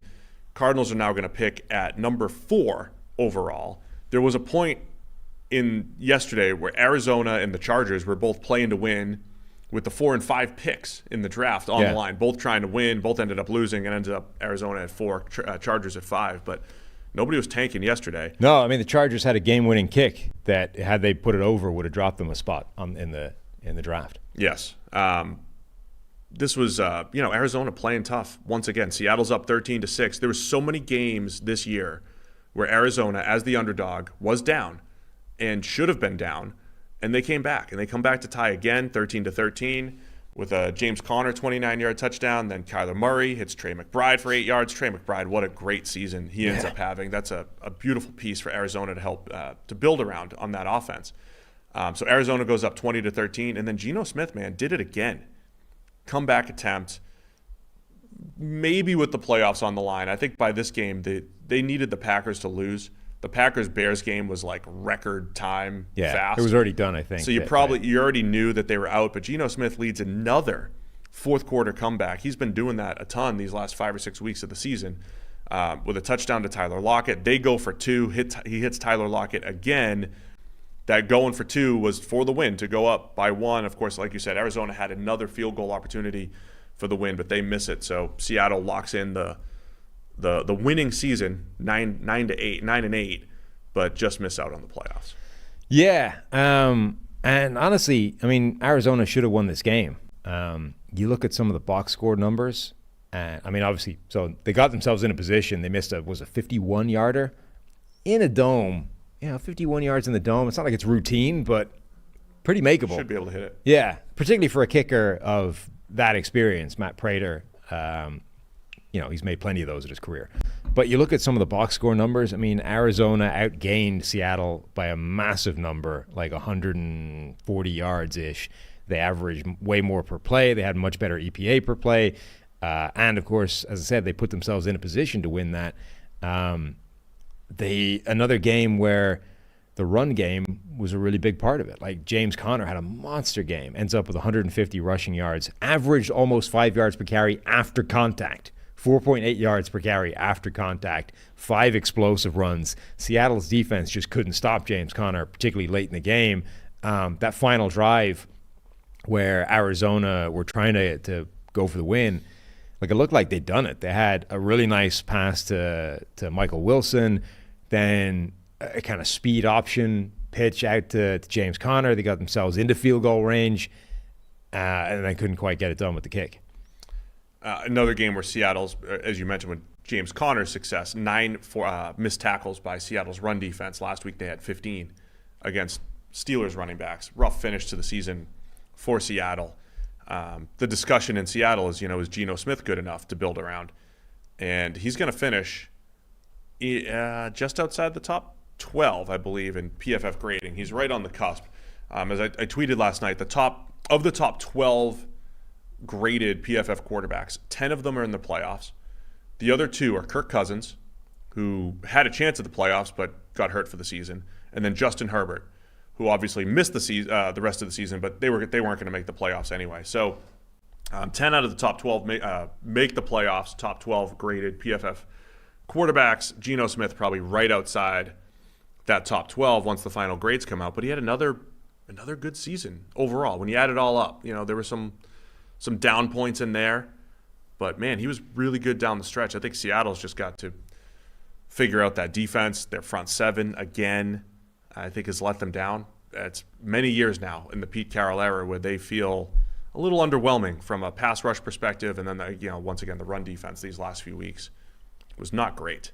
And then from Arizona, another good game for Kyler Murray. He finishes strong. There was a point where they were sitting there at the number 2 pick, and I thought they should consider a quarterback there. They could still consider a quarterback if they want, but it's far less likely now. I think it's going to be Kyler, and now they have a chance to really add some weapons and more offensive linemen and everything around him, the way this draft has fallen. Yeah, I mean, given the contract that he's been signed to already, I think that their starting position should probably have been and should be. Do we see anything in this second half of the year stretch that Murray's going to come back off knee injury that says he can't be the guy? And I honestly think most of that takes place behind the scenes anyway. It's less what you see on the field, and it's more, hey, the previous regime wrote a clause into his contract that says he has to do homework. Like, is that actually a thing, or are they just crazy? And that's why they don't have the job anymore. So it's like, is Murray the leader we need? Is there anything we see that's like a massive red flag behind the scenes in the building that says this guy cannot be our starting quarterback going forward? If you don't see any of that, between what he's shown on the field coming back this year and like previous resume in a different offense where, 1 year he led the league in big time throw rate. He's obviously an athletic quarterback that's a real threat with his legs. Like, all these things is already there in terms of tape. So you put those two things together, I think, and you have your quarterback going forward. And now you're in position to maybe, draft a Marvin Harrison Jr. or whatever. By the way, our friend Rick Spielman is going to be a part of this Commanders. In Washington? I don't know if he's part of. Here's what Schefter's saying. In a sweeping overhaul, Commanders owner Josh Harris has hired two prominent executives, former Warriors GM Bob Myers and then former Vikings GM Rick Spielman, to assist his group in searches for a new head of football operations and coach. Okay. So those guys are going to help in the search for the front office. Search committee. They're the search committee, I guess. So I'm going to text Rick right now. See if you can get yourself in that. You could be in the search committee. There's probably money in that. I'm refining. I know I should be part of the search. I should absolutely be part of the search. That's what I'm saying. It's got to be consultancy money in that. Then I would suggest myself. Yeah. Okay. I'm not sure that's how the search committee usually works. I'm going to. I did a Commanders mock draft. Yeah. Posted it on Twitter the other night. I'm going to send that to Rick. Okay. See what he thinks. Pass this on to Josh. See what happens. I think you can either be on the committee or you can recommend yourself for the role. I don't think you can do both at the same time. I'd rather recommend myself for the role. Okay. Send Rick my resume, which is a Twitter mock draft. And strong. The model. Strong resume. I'm refining the model. I'm refining it right now. I do have to talk to Rick about that anyway. I got no more use for this game. Seattle 20, Arizona. Seattle 21-20 over Arizona. A game that really did matter. Green Bay Packers 17, Bears 9. Packers move to 9-8. Go to the playoffs. Playoffs, baby. Jordan Love, another incredible game, man. 27 of 32 for 316, 2 touchdowns. The only thing that really made this somewhat close, and only 17 points for the Packers in a game where your quarterback dominated. Aaron Jones goes 22 carries for 111 yards. How did that happen? Packers miss a field goal early on, and then at the end of the half, throw a pass outside the numbers, don't get out of bounds, left it more points on the table. So Packers move the ball extremely well here, and Jordan Love, man, just keeps doing it, just keeps throwing the ball. Just incredible accuracy. Whether he's throwing balanced, off balance, doesn't matter. Unreal what Jordan Love has done the second half of the season. Yeah, he was absolutely dialed in again. I don't know if there's another quarterback that gets into that zone better than Jordan Love. Like, when he's on, he's absolutely amazing. But then we have had these runs this year where it's fallen apart again. He's kind of regressed and gone backwards a bit. I don't know if you just look at that in the whole and say, I think Kirk Cousins described it as like a stock market, where the days go up and down but you just look at the broad trend line and see where that's going. Like, the broad trend line for Jordan Love is headed in the right direction pretty quickly, and it's a pretty strong line upwards, like the line of best fit or whatever. It's just that on a game-to-game basis, it can bounce all over the place a bit. I think at some point in our hundreds of hours, thousands of hours of talking to each other, I've compared that streakiness to Josh Allen, right? I mean, Josh Allen, even when he started to become a star, when he got it, it was like, man, the best of Josh Allen is out of this world, but he couldn't always keep it going. The best of Jordan Love really is incredible.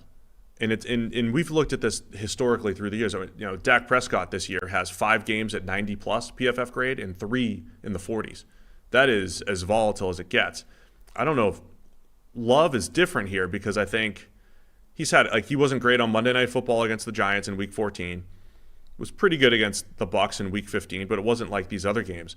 But the games where he's been on, Thanksgiving against the Lions, Sunday Night Football against the Chiefs, Sunday Night Football against the Vikings, yesterday against the Bears, when he has been on, the feel, the touch, the vision in the field, and then just the accuracy, man. The accuracy for a guy early in the season who was missing so many throws.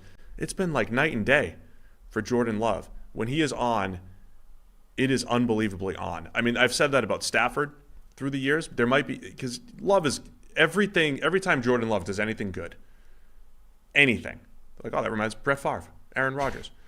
This might be Stafford. It might actually be Matthew Stafford, where the very best of Matthew Stafford for years, I've said this 1,000 times on this show, the very best of Matthew Stafford showed up 3 or 4 times a year, and it was spectacular. It was unbelievable. But it was really only 3 or 4 times a year. The rest of it was good. Right now, is that what Love is going to be? The 3 or 4 times that he shows up, it is out of this world, and the rest of it will be fine. But when he is on, Jordan Love looks as good as any other quarterback in the NFL the way he plays. You know the way you don't look at like box score numbers anymore, generally? Yeah. You know who leads the NFL in touchdown passes? I know it's Dak and then Love. I did look at that recently. Dak and then Love. Yeah. Like Jordan Love is second in the NFL in touchdown Love passes. lead Purdy, missed yesterday. No, because I tried to engagement tweet that the other night. Tried to just farm in those. It probably earned a good 75 cents. Yeah. That tweet. Wow. Good 75 cents from Elon on that one. But after the Sunday Night Football game, he was third in passing touchdowns, and then Purdy sat out, and Love jumped up to 2. Yeah. I mean, way back in weeks 1 and 2, he had 6 touchdowns in 2 games.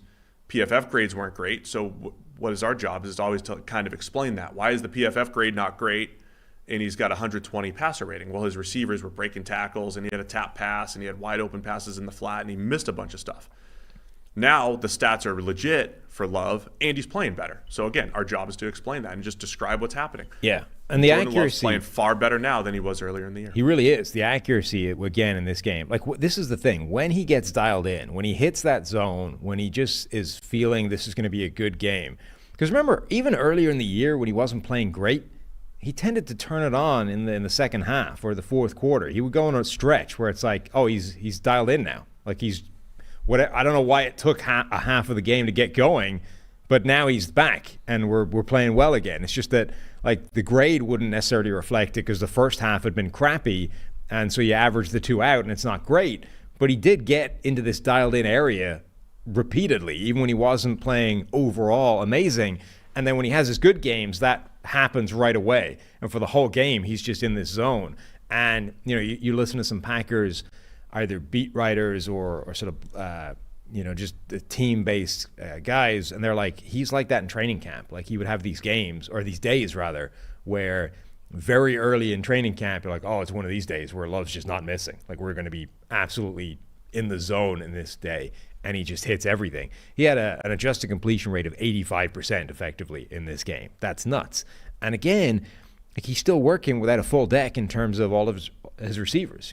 Musgrave was back in this game, didn't play much, but they still don't have Christian Watson. Like it's not all of his receivers. And yet, again, as has been the case all the way through the year, all of those young guys played well. Jaden Reed, 4 catches for 112. Bo Melton with 5 for 62. Easily could have had a touchdown in there as well. Dontavian Wicks with the 2 touchdowns, 61 receiving yards. Tucker Kraft. I mean, it's the youngest team in the NFL, especially on the offense. Not even close. And Love has done this. I mean, if you gave a veteran quarterback this receiving core and they struggled, any of them, Mahomes or Dak or Lamar or any quarterback, and you said Josh Allen, and you said, well, this is what they built around this guy? Well, of course. And it didn't work. Say it didn't work. You would say, well, of course. They invested in, Dontavian Wicks and Tucker Kraft and Jaden Reed. Of course it didn't work. Instead, Jordan Love, in his first year as a starter, took these guys, who apparently are very good, and the Packers have nailed a ton of draft picks in the last 2 years, and they've become one of the more effective offenses now, especially second half of the season. And their offensive line has become much improved as well. Guys like Rasheed Walker has now nailed down that left tackle spot. And, I mean, he did not look like even an adequate NFL starter earlier in the year. Now he was rotating at left tackle. Now he's going to nail down that starting spot and looks legit. Zach Tom has already been a really good caliber player. Elton Jenkins, like now you're rounding out what is a pretty good offensive line. in addition to the young receiving core and Jordan Love playing out of his mind, the defense has played a lot better as well. Like for the second week in a row, Joey Barry, right on the verge of getting fired, has been like, all right, now I'll pull out all the good stuff. And they did a much better job against Fields than they did in the first game, the first time they played Chicago, and previously in the season. That's now back-to-back games where they've shown up and done really well. And you're like, where the hell was this defense for most of the year? But it all comes together, and you're like, nobody wants to play that team in the playoffs. For Fields, just to touch on the Bears a little bit, he finishes 11 of 16 for 148, got sacked 5 times, and ran for 27 yards. Fields, likely his last start with the Bears, I would expect. You know, again, last week at this time, we're like, hey, they're making a decision, and it's more intriguing, and they're trending up. And I thought if they beat the Packers and knocked them out of the playoffs, it would have felt like, hey, there's a big decision to be made here. I think when you sit down, though, and evaluate the whole thing, even whether they had won or not, and say, we're picking at 1, and there's a couple good quarterbacks on the board there. Caleb Williams, Drake May, whoever else you want to put in that mix, they're going to pick a quarterback at the end of the day. I believe they will. We'll see. Maybe they trade down and pick up 7 other picks. Who knows? But could have been the end for Fields here. 7-10 Bears, trending in the right direction. But so is the rest of the NFC North, man. The Packers Lions next year is going to be, oh man, it's going to look like a deep NFC North, especially because the Bears have draft capital, money to spend still. The Bears have a lot to improve on that team as well. So that the whole division's trending in the right direction. It was the first game in a while where Fields didn't help his cause, I think. Yeah. It may not have changed anything. It's one game in his entire career, but for a while, every week, he had been making the decision more difficult for Chicago. This one at least went in the other direction, at least in terms of, making their life easier. It went in the opposite direction, and he didn't help his cause in terms of staying as the starter. The other player that deserves a shout out in this game, Aaron Jones, was fantastic. When he's on, he's such a good running back. Just that quickness, that speed, the elusiveness. Again, in this season where all of the top graded running backs, almost to a man, are smaller, shiftier, faster, explosive running backs, like Aaron Jones is that type of back, and when he's on, makes that offense so much better. I just love the way the NFC matchups played out. I love that we get Stafford, Goff, Lions, Rams, and I love that we get Packers, Cowboys. So Mike McCarthy going up against his old team, the Packers, but not Aaron Rodgers. It's upstart Jordan Love as a 7 seed going into Dallas next week in the 4:00 window. It's going to be fun. So good job. The NFL Playoff Committee got really good matchups. Really good matchups this year. We done with that one? Yep. We got 1, 2, 3. All right, 4 games left. Not much time. Let's touch on this one. Giants 27, Eagles 10. Ooh. Eagles fall to 11-6. Crisis. Number 5 seed going to the Bucs. Absolute crisis mode right now. I can't think of too many teams that are going into the playoffs in this level of chaos and catastrophe. I mean, their defense has been a disaster for a while. Their offense matched them in this game. They played the starters because they actually had something to play for. The division was on the line. Seeding was on the line. And with everything to play for, they were getting wrecked by the Giants and bailed on it before halftime. Like, okay, Dallas was winning. So if Dallas beat Washington, the division, everything they were playing for was essentially gone anyway. But theoretically, they still had something to play for in this game, and we're doing such a bad job of it, and it was becoming so costly that before halftime, they pulled the starters. Now, at this point, A.J. Brown had been hurt. He got hurt on like a routine slant, and Nick McLeod forces a fumble, like gets beaten on the slant and then stays with it, comes in with the sort of tomahawk chop on the ball, forces the fumble, gets the ball out, and hurts A.J. Brown in the process. So they've lost Brown in the game. Jalen Hurts wrecks his finger. I've never seen a man so composed at the fact that his finger is mangled and clearly not the way a finger is supposed to be. He just kind of looks at it and is like, has this like slightly annoyed and frustrated look on his face, but like that was it. like disappointed that his body has let him down in such a pathetic way. He's very upset. Yeah. But then they just like popped it back and sent him back out there. So eventually they pull all the starters. Jalen Hurts goes out. Brown's already out. They pull Kelsey and Lane Johnson, I think, from the offensive line. But this was all before halftime. That was how bad they had been wrecked by the Giants, who, remember, a couple of weeks ago with the team, they're like, well, even if they beat the Giants by 20, it's not going to mean anything. It was a tough balance because they assumed the Cowboys were going to beat the Commanders, which obviously happened. Spoiler alert, we haven't gotten to that game yet. But yeah, I mean, I think the big concern is this Eagles defense, man. It's the offense. I don't, how hurt is A.J. Brown? Is he going to be back next week? I don't know yet. That's a big one, obviously. I have fewer concerns about the Eagles offense, even though I thought for much of the season they had issues. The number of times there is a receiver running through the middle of this Eagles defense with no eagle in sight is unbelievable. It is bad, man. It is a bad defense right now. Explosive plays that they're giving up, the big plays that they're giving up in the passing game the last 6 or 7 weeks of the season. So this is going to be a great test of, I would say, like the underlying metrics versus the trend line. But the underlying metrics for the Eagles aren't necessarily great either. You know, they were sitting there at 10-1 at one point with all sorts of one-score losses. I think if they hadn't been in the Super Bowl last year and such a good team, we would have squinted and said, this is last year's Vikings team. I actually saw some people reference that. If we were as hard on last year's Vikings team that kept sneaking out one-score wins, the Eagles had 1, 2, 3, 4, 5, 6, 7 one-loss wins, one-score wins out of their first 10 wins. And since that point, they've lost 5 out of 6. Like the whole thing completely regressed.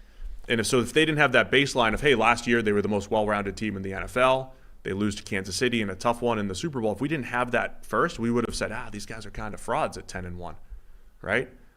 And now they look more like the 2020 Steelers that were 11-0 and then fell off the map because they should have, than they do like the defending Super Bowl champs that knew how to win, right? Because it's easy when they're Super Bowl runner-up, NFC champs who know how to win. Of course, that's why they're 10-1. They make all the comebacks. They find a way to win. Well, they stopped finding a way to win, and they stopped, playing defense over the last month and a half of the season. They did. I mean, they are in absolute free fall at the moment. This is crisis time. They've already made a change in coaching on the defensive side. Remember, they basically gave it over to Matt Patricia. They might need a search committee for someone to call plays in the next week. Yeah, or to play linebacker. That too. So, yeah, it's going to be an interesting one of, I think the Eagles, like this season, have the Eagles been a better team than the Bucs? Yeah, I think so. But you have two teams trending in complete opposite directions, right? The Bucs were 2-7 at one point, and the Eagles are 1-5 in their last 6 games. Yeah, and getting worse. So trending and momentum, or whatever you want to call it, going into the playoffs, it's all going to get tested when Eagles play the Bucs. We need to give a shout out to Cam Brown with one of the best special teams plays I've seen in a long time. Coming through is going to run into the punter, but in such a way that it was like it would have been a weak as hell call. So he's like, no, I refuse to allow this to happen. I am going to grab the punter and hold him up and prevent him from falling over. And the punter was going for it. He was for one of the funniest. He was trying to fall. Like he was trying to hit the deck. And this guy was like, no, not happening. And he's like literally holding him up to prevent him hitting the turf. Eventually keeps his balance, holds him up, doesn't let him hit the ground. And the official sort of behind it is like, yeah, all right, cool. No harm, no foul. And lets it play on. It was a great play. Good work, Cam Brown. I did watch that special teams play, for the record. Got no more use for this game. Giants finished the season 6-11. They're going to pick 6th overall. They draft a quarterback? Maybe. We'll spend the whole offseason. Almost every team in the top 10 could pick a quarterback, except the Chargers, I would say. Sound right? Maybe the Titans with Levis. Yeah. I think every team, and then Bears picked twice. Jets at 10. So 6 out of the top 8 maybe picking QBs. Yeah, probably. Or at least in the market. Another pretty good game by Tyrod Taylor, by the way. Oh, yeah, Tyrod. Big plays, man. Came out of the game for a little bit because he got hurt, and Cutlets came in for a few snaps, but then Taylor was back, had a few really nice passes again, like 2 or 3 big-time throws. Really nice one to Waller, hit Saquon on a wheel. I mean, these are all, not all, but a lot of wide-open plays here from the Eagles' defense. But Taylor's been good this season. He has been pretty good. I kind of wonder, I mean, he was a good caliber starting quarterback. Don't. It's 9. It's That they 909. You don't need to they theorize went back to about Josh Allen. the 12th year of Tyrod in the NFL if he could do something. I'm not asking that. I'm wondering what the hell happened in the middle of his career where he looked like he couldn't function.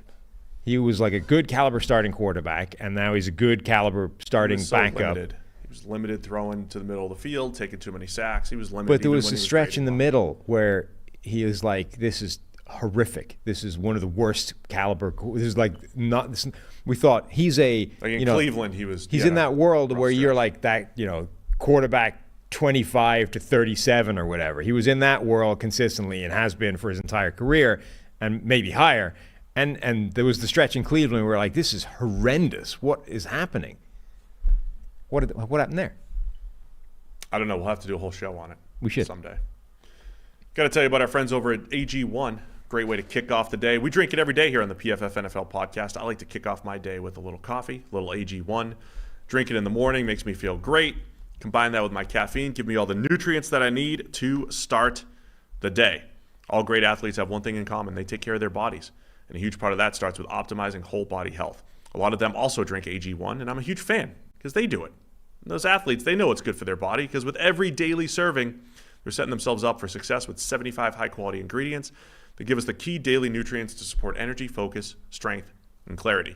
It's this micro habit that delivers macro benefits and helps just about everybody take great care of their health every single day. Just mix 1 small scoop with water, drink it first thing every morning, and you're done. Also love that it costs less than $3 a day. Pretty good if you ask me. It's this really effective daily habit with high-quality sourced ingredients, a win-win for everybody here on the PFF NFL podcast. So if a comprehensive solution is what you need from your supplement routine, then try AG1 and get a free 1-year supply of vitamin D and 5 free AG1 travel packs with your first purchase. You go to drinkag1.com/PFF. That's drinkag1.com/PFF. Go check it out right now. We have more breaking news on Black Monday. Spielman hired himself? No.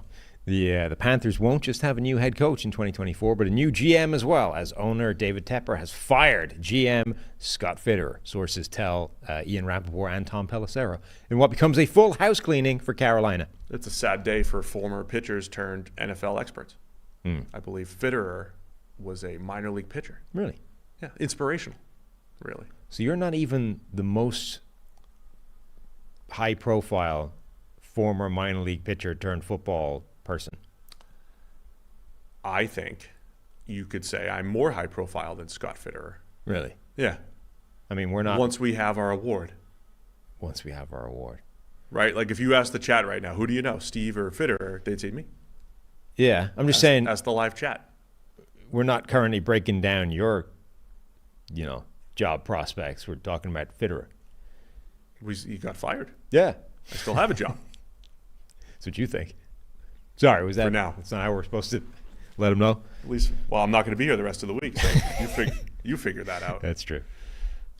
Okay, so that's wide open. I mean, I would take a couple cups of water to the face for the millions for working for Tepper. You would debase yourself for the money. I would sit through those meetings. I mean, I would take that job and get as many years in the contract as humanly possible, knowing that I'll serve 2 of them, max. I would do 1. I mean, I'd had this conversation with the family. Look, I'm gonna leave for a year. You're not gonna see me for a year. We're gonna have millions at the end of it. Yeah. I'm gonna miss 1 year of life of my 4 kids to go do this GM job, but I'm getting canned soon. Yeah. In our 4 or 5 year contract. Look, I'll mail back a lot of money, and then I'll be back at home in a year. Daddy will make up for it. A year tops. With way more time on his hands, doing nothing. Yeah. That's the American dream. All right, let's talk more football. Los Angeles Rams 21, 49ers 20. Rams move to 10-7, and because of this, they get the number 6 seed. I love all of the massive implications in Week 18. So you have Carson Wentz getting the start for the Rams, and it's the Niners are up 20-7, and Carson Wentz leads the comeback. Not on my watch. Touchdown to make it 20-13. They miss an extra point, which means Carson Wentz on a 12-yard draw.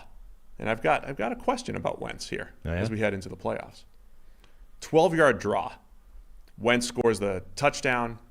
Rams go for 2 with 5 minutes left. Take the lead. It was Carson Wentz to Tutu Atwell. That was a really nice throw. Right? So Carson Wentz to Tutu Atwell was the reason the Rams won, and we got to see Stafford Goff, because the Rams win secures them the 6 seed instead of the 7 seed, and it got us the cooler matchup. So I thought that was exciting. But the Wentz dozer, Sam, 17 carries for 56 yards, Carson Wentz yesterday. I think there's some kneels in there, but they were running him like crazy. Carson Wentz, the Wentz dozer. Do the Rams break out the Wentz dozer for the playoffs? Do they have a special package for Carson Wentz? At the very minimum, and this should be not even a question, Carson Wentz should be the Los Angeles Rams' designated sneak quarterback, because Matthew Stafford is the worst quarterback sneaker I've ever seen in my life, and Carson Wentz is pretty good at it and huge. So these are some edges that you should exploit. Immediately make that switch. I don't care if you have a designated Carson Wentz dozer rushing package, but he should be the designated sneak quarterback right now. Do not ever let Matthew Stafford attempt another quarterback sneak. I just think there's something to think about. I'm going to text Zach and see if they've got a plan. I won't tell anybody. I won't even be here on the show this week to tell anybody. But I'm going to find out if they're going to break out some Wentz dozer and run him a little bit. Okay. Wentz had 4 4 first downs on the ground.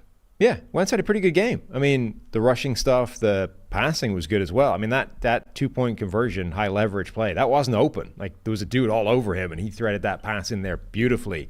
Wentz played really well. Darnold played okay, reasonably well. Then he fumbled it away at the end. Yeah, not great when the game's on the line. But Darnold wanted to see that matchup. He wanted to see Stafford and He just wanted to see the story. He wanted to see it. He wanted to see Packers-Cowboys. He knew that was good for the ratings, Packers-Cowboys. And Carson Wentz was able to get Puka Nacua just enough to break all the rookie records. Oh, man, they were trying. I think he had 3 of them right on the line, at least 2. Yeah. And he got them, both of them. He only had 4 catches for 41 yards, so he didn't get him much more than he needed, but it just took him what he into needed. The second half. They kept trying to force it to him, and I think he dropped one in there. Did he have an actual drop? It was such a fascinating record. Yeah, he had 2 drops in there. Like, we had been talking about it, I think, off the air a while ago, and you're like, was it Jefferson? I was like, it's either Jefferson or Chase. Who had the rookie receiving yard record. Yeah. And it wasn't. It was some guy from the 1960s. And you did some research on Bill it. Groman from 1960 had 1,473 yards in 13 games. So he still has the real record, because we're sitting here in a 17-game schedule. Right, like, you don't anybody count could it. break this record. Absolutely. Anybody. Yeah. So when you look at the list, they showed most receiving yards from a rookie. And obviously it's Puka Nacua now. But then it's a bunch of guys that have been in the 17-game schedule. Anquan Bolden in 2003 and Randy Moss. And then Bill Groman in 1960 for the Houston Oilers, who Bill Groman had 2,500 yards and 29 touchdowns in 2 years before wrecking his knee, and then was like never the same guy again. We got robbed of another Randy Moss that we never got to see because he ruined his knee. What were his listed positions on Pro Football Reference? Oh, it's like wide receiver and left end. Yeah, just end. I'm just Back saying, when that was a thing. This guy may have been Randy Moss and J.J. Watt for all we know. It's true. Could have been both. Just doubles down as a 2-gap and 5-tech. Was that in the a 5-2 front? 60 would have been the AFL, right? It wasn't even it's not the NFL. Forget it. You give a lot of credit to the dudes in the 60s playing in like a 6-team league. I'm just saying. Didn't mind put up some numbers. Yeah. Anyway, most important thing here is the Rams play the Lions, and I'm excited for that.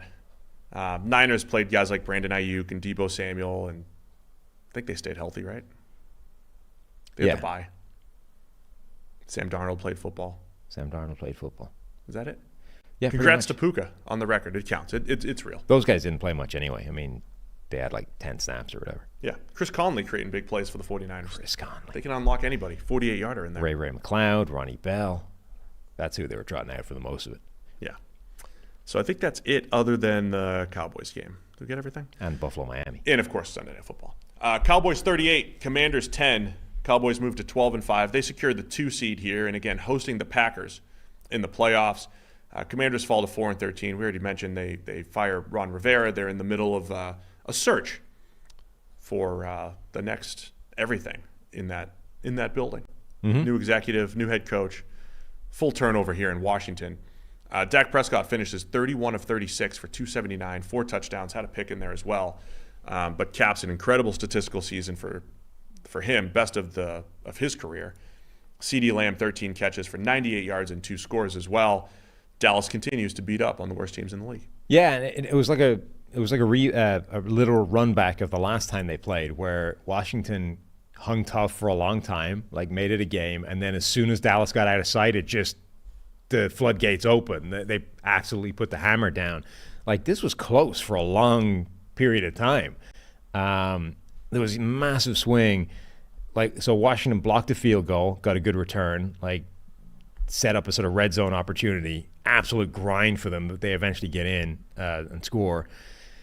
The big swing, though, I think, was Sam Howell's interception. Like, he throws an interception, CeeDee Lamb scores a touchdown. That was a huge swing in the wrong direction for them. But, like, they were in this game for a long period of time, and then as soon as Dallas got a sight of the victory, it completely stopped being a contest. I wanted to highlight some of the stuff on Dak because I think I'm just going to present the facts, and you can do what you want with them. Okay. Bearing in mind it's voting day for All-Pro and awards. So this one's an interesting one because usually the MVP, the MVP is going to be a quarterback, and he'll double as the All-Pro.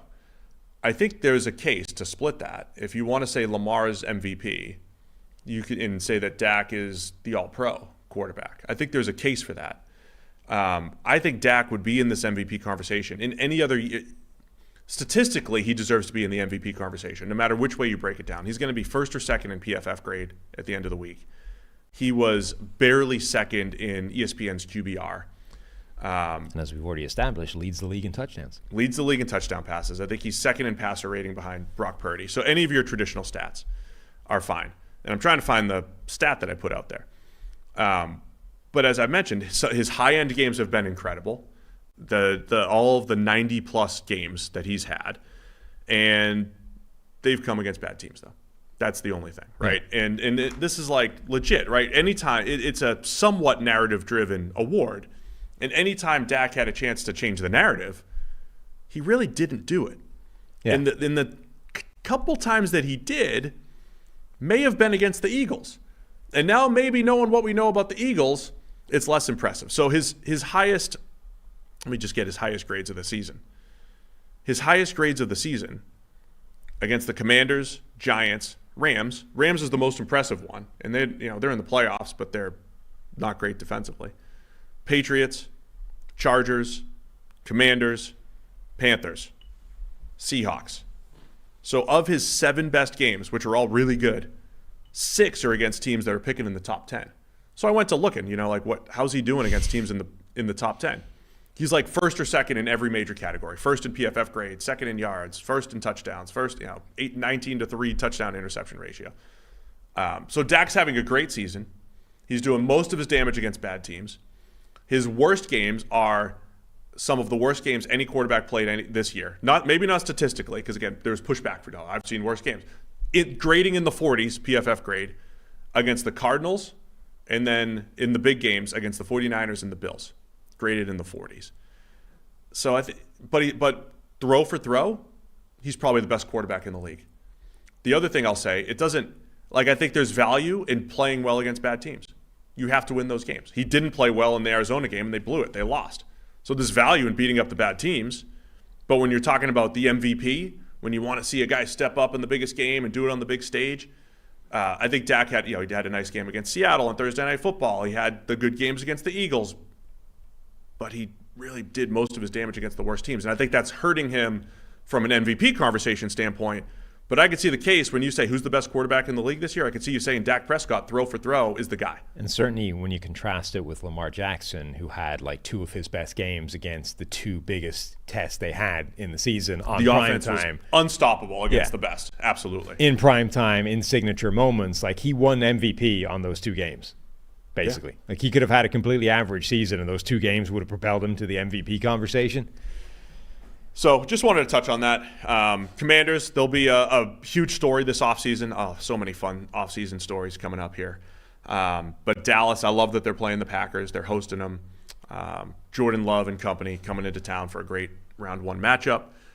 If Dallas wins and Detroit wins, if it goes chalk, it's Dallas hosting the Lions in round 2, which of course would have been flipped if the refs, got the thing right a couple Saturdays ago. But we'll get there when we get there. Anything else on this game? No, I don't think so. I mean, we saw this game already. It happened exactly the same as it happened the last time. Also, I mean, Commanders were hanging tough early. Dak threw an early interception. It was a close game for a little bit. So that you could have flashed back to Week 18 as I did on the preview show and say, hey, last year Dallas had a rough one, but it didn't matter because the Eagles lost too. So Cowboys clinched that number 2 seed. All right, let's wrap it up. Sunday Night Football, the game of the week. Buffalo Bills 21, Miami Dolphins 14. Massive implications here. The Bills knew coming in because of the Jaguars loss. The Bills knew they were making the playoffs. Yeah. But they didn't know if it was going to be the 2 seed or the 7 seed. And I'm not going to lie. For much of this game, the Bills looked like both the 2 seed and the 7 seed, the way they were playing. And it turns out the biggest play of the game ends up becoming Deontay Hardy, punt return. 96 yards. 96 yards. You're not even supposed to field punts inside the 5. Deontay Hardy, 96-yard punt return to tie the game early in the fourth quarter at 14. And then Buffalo with the game-winning touchdown, Josh Allen to Dawson Knox to go up 21-14. Tua throws an interception to end the game. Taylor Rapp with a diving pick. Fascinating back-and-forth game here between the Bills and the Dolphins. Yeah, it's funny. We've been the Bills dug themselves such a deep hole earlier in the season that we've been focused so long on how they're not what they were supposed to be, that they've ended up where they were supposed to be. Okay, it took them until the very last game to make it happen, but if you sort of zoom out and say preseason expectations relative to now, they finished with 11 wins. They're the 2 seed. They won the division. Those are all things that were supposed to happen to start the year. And it's just that they started off where they were 5-5 or whatever. They dug themselves such a deep hole that you're like, they're way underachieving relative to expectations. So actually they've ended up basically right where they were supposed to be, albeit via this ridiculous circuitous route, which even in this game took some meandering before they finally got there. They really did. I mean, the Bills, they moved the ball extremely well. This has been a story this entire season, and then the turnovers killed them. You had a miscommunication on the goal line, interception by Josh Allen. There was a 4th and 2 that he heaved in the end zone for an interception. I mean, the realest turnover that he had was Christian Wilkins sacking him and just taking the ball out of his hands, again, in the red zone. Wilkins. Unbelievable play by Christian Wilkins. I think the actual force part of the fumble was just sort of routine. He went in for the tackle and his hand punched the ball out. I don't think that was necessarily a peanut punch. But realizing on the way to the ground that the ball was out and trappable by his other arm and just sort of snagging it and falling over was amazing. Some of the things pro athletes can do in real time is actually unbelievable. I mean, that was a great there's also the Trent Sherfield catch, which is another example of that, right? Ball, he's in the back of the end zone. The ball beans off Andrew Van Ginkel's head and starts looping over the back of him towards out of the back of the end zone. He's able to track it over his head and like stop his feet at the back of the end zone, lean over and snag a ball that's deflected off somebody's helmet and make a touchdown catch. Ball's in the air forever. Yeah, incredible reaction play by Trent Sherfield. They showed Mike McDaniel like reacting to that, just absolute disbelief. Like, how did he just do that? There was some crazy plays in this game. So the fallout from this, Buffalo's going to get the 2 seed. They're going to host the Steelers.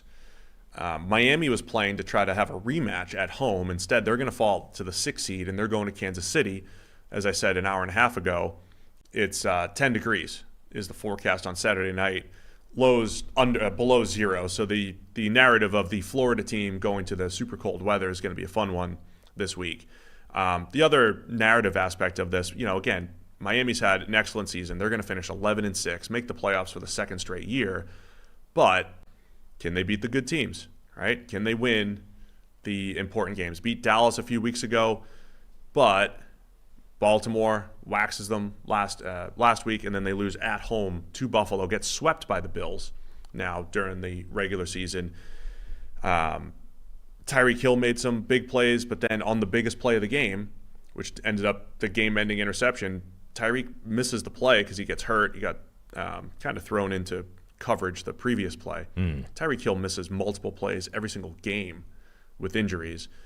Jalen Waddle missed this game for the Dolphins. Raheem Mostert misses the game. Pretty banged up, yeah. And then Andrew Van Ginkel comes out. They were down to their last 2 edge rushers Yeah. that were on the roster, and they were the aging Hulk of Melvin Ingram, who ends up in coverage one-on-one down the field against, was it Dawson Knox or Dalton Kincaid? It's like him and Michael Hoyt maybe have the wrong listed weights. They And switched then- listed weights. And then Emmanuel Nobody Ogba. understands what that means, but Emmanuel Ogba was the other one. So Yeah. those are their 2 edge rushers that they're left with for the rest of this game, and who knows how far beyond that. the Dolphins lose. They lost Jalen Phillips a few weeks back Bradley to Chubb. the season. Bradley Chubb for the season in the blowout against the Ravens.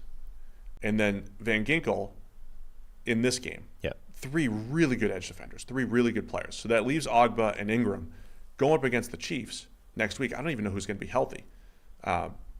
Christian Wilkins, in college, Christian Wilkins had to kick outside and play on the edge at Clemson when they had injuries. They have really to might again. have to do that in this game. Christian Benford had a fantastic game, and he's on a run now of like the back half of the season. Christian Benford has been playing amazingly well for Buffalo at corner, which is pretty needy given the injuries they've had to the back 7. We should also talk a little bit about the end of this game because it was some fascinating situations. Buffalo get 4th and 1 from their own 35-yard line with a few minutes to go. Go for it. And it's one where the analytics says go, and it would be one of those ones where I think that's a good example of where the analytics says go, and the more conservative slanted people would look at that and go, I don't know, your own 35, you blow this, Miami's set up, they go for it, they get it, they chew another few minutes off the clock with that specific play. Allen has this monstrous 3rd and 13 run. Unreal. Where that wasn't called, right? He just decided quite early to bail on it. Right. Scramble. Yeah. Scrambles, beats 2 or 3 guys, launches himself at the first down marker after the contact, gets it.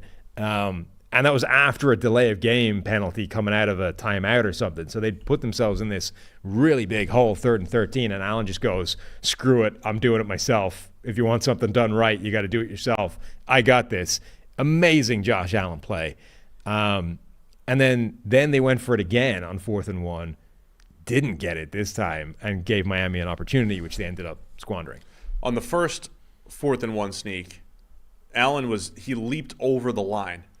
And so he did it with the ball tucked instead of reaching, right. Which you reach at the goal line, the play's dead. You don't worry about fumble. And this one, he leaped, tucked it, kind of crowd surfed a little bit on the first one, got carried forward, and they made it.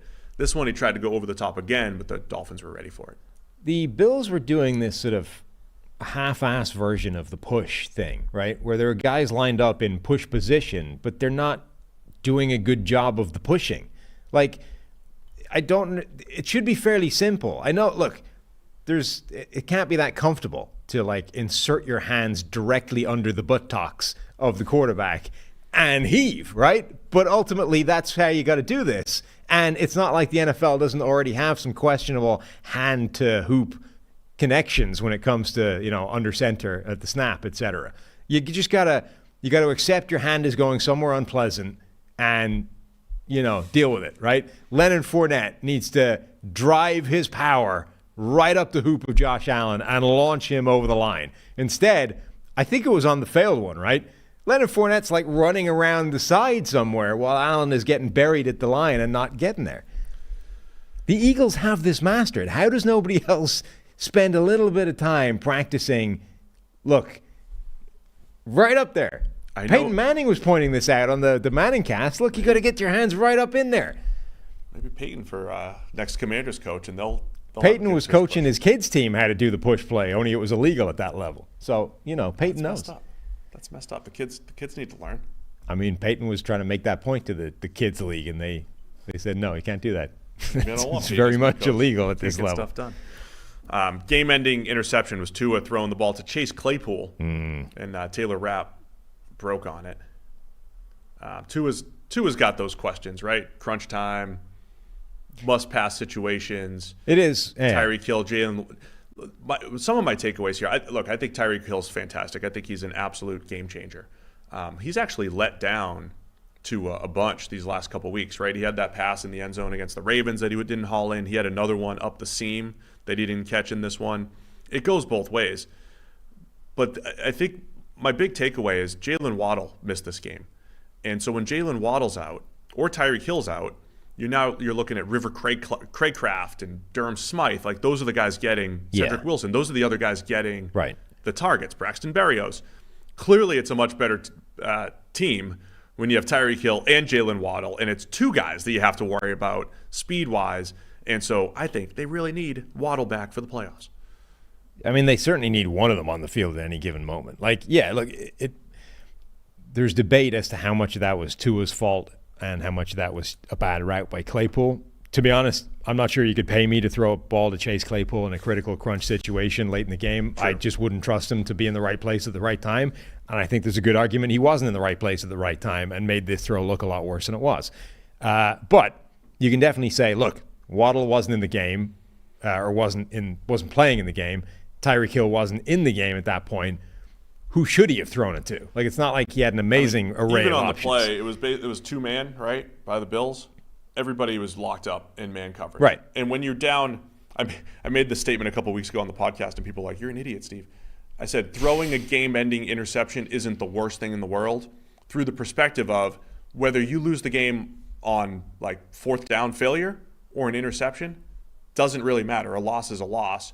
So at that point in the game when you're down 7, you're going to have to make some tight window throws. You're going to have to take some chances. And whether the game ends on an interception or an incompletion is really irrelevant. Again, I thought it was more maybe just a great play by Rapp than anything. He broke on that thing immediately, did an awesome job playing off the leverage of the corner, knowing the scheme, knowing where Tua was going. So either way, I mean, there's still questions about the Dolphins beating good teams, beating them in crunch time. I know they did it against Dallas, but against these top AFC teams, they have not had a great season and now have to go to Kansas City on Saturday night. Yeah, not a fun place to go, even with the Chiefs struggling the way they have been. Is that it? I believe so. Is that it for the regular season? Yeah. I think we hit all the games. It's in the books. Well, 272? Is that it? 280. Yeah, 272? I don't know, whatever it is. 276? A lot of games we've talked 200 about. and something. Good job. So, yeah, on a personal note, I might be out the rest of the week. But we'll have replacements. You'll be here every day. Yeah, as always. Here. And so we'll get plenty of podcasts. We'll preview all the wild card games on Thursday still. But for a lot of teams, it's off-season time. And a lot of fun to be able to look forward to team building decisions, free agency, the draft, some of our favorite stuff coming up here. Mm-hmm. Go play with your mock draft simulator now if your team's eliminated over at PFF.com. And please vote for us for the best American football podcast. Links in the description. Mm-hmm. That it? Yep. Good? We out. All right. Enjoy the national title game tonight. You going to watch? Probably. We're probably going to have to talk about it tomorrow. You got to block off 4.5 hours for that. Oh, God. It's a long game. Long halftime. We got the bands. A lot of ads. I'm going to be like Al from baseball. Game's going to be over about 1:15. Stop. It goes late. Past midnight. It's going past midnight. Great. All right. Thanks to everybody for tuning in. See you again tomorrow with more PFF NFL podcast.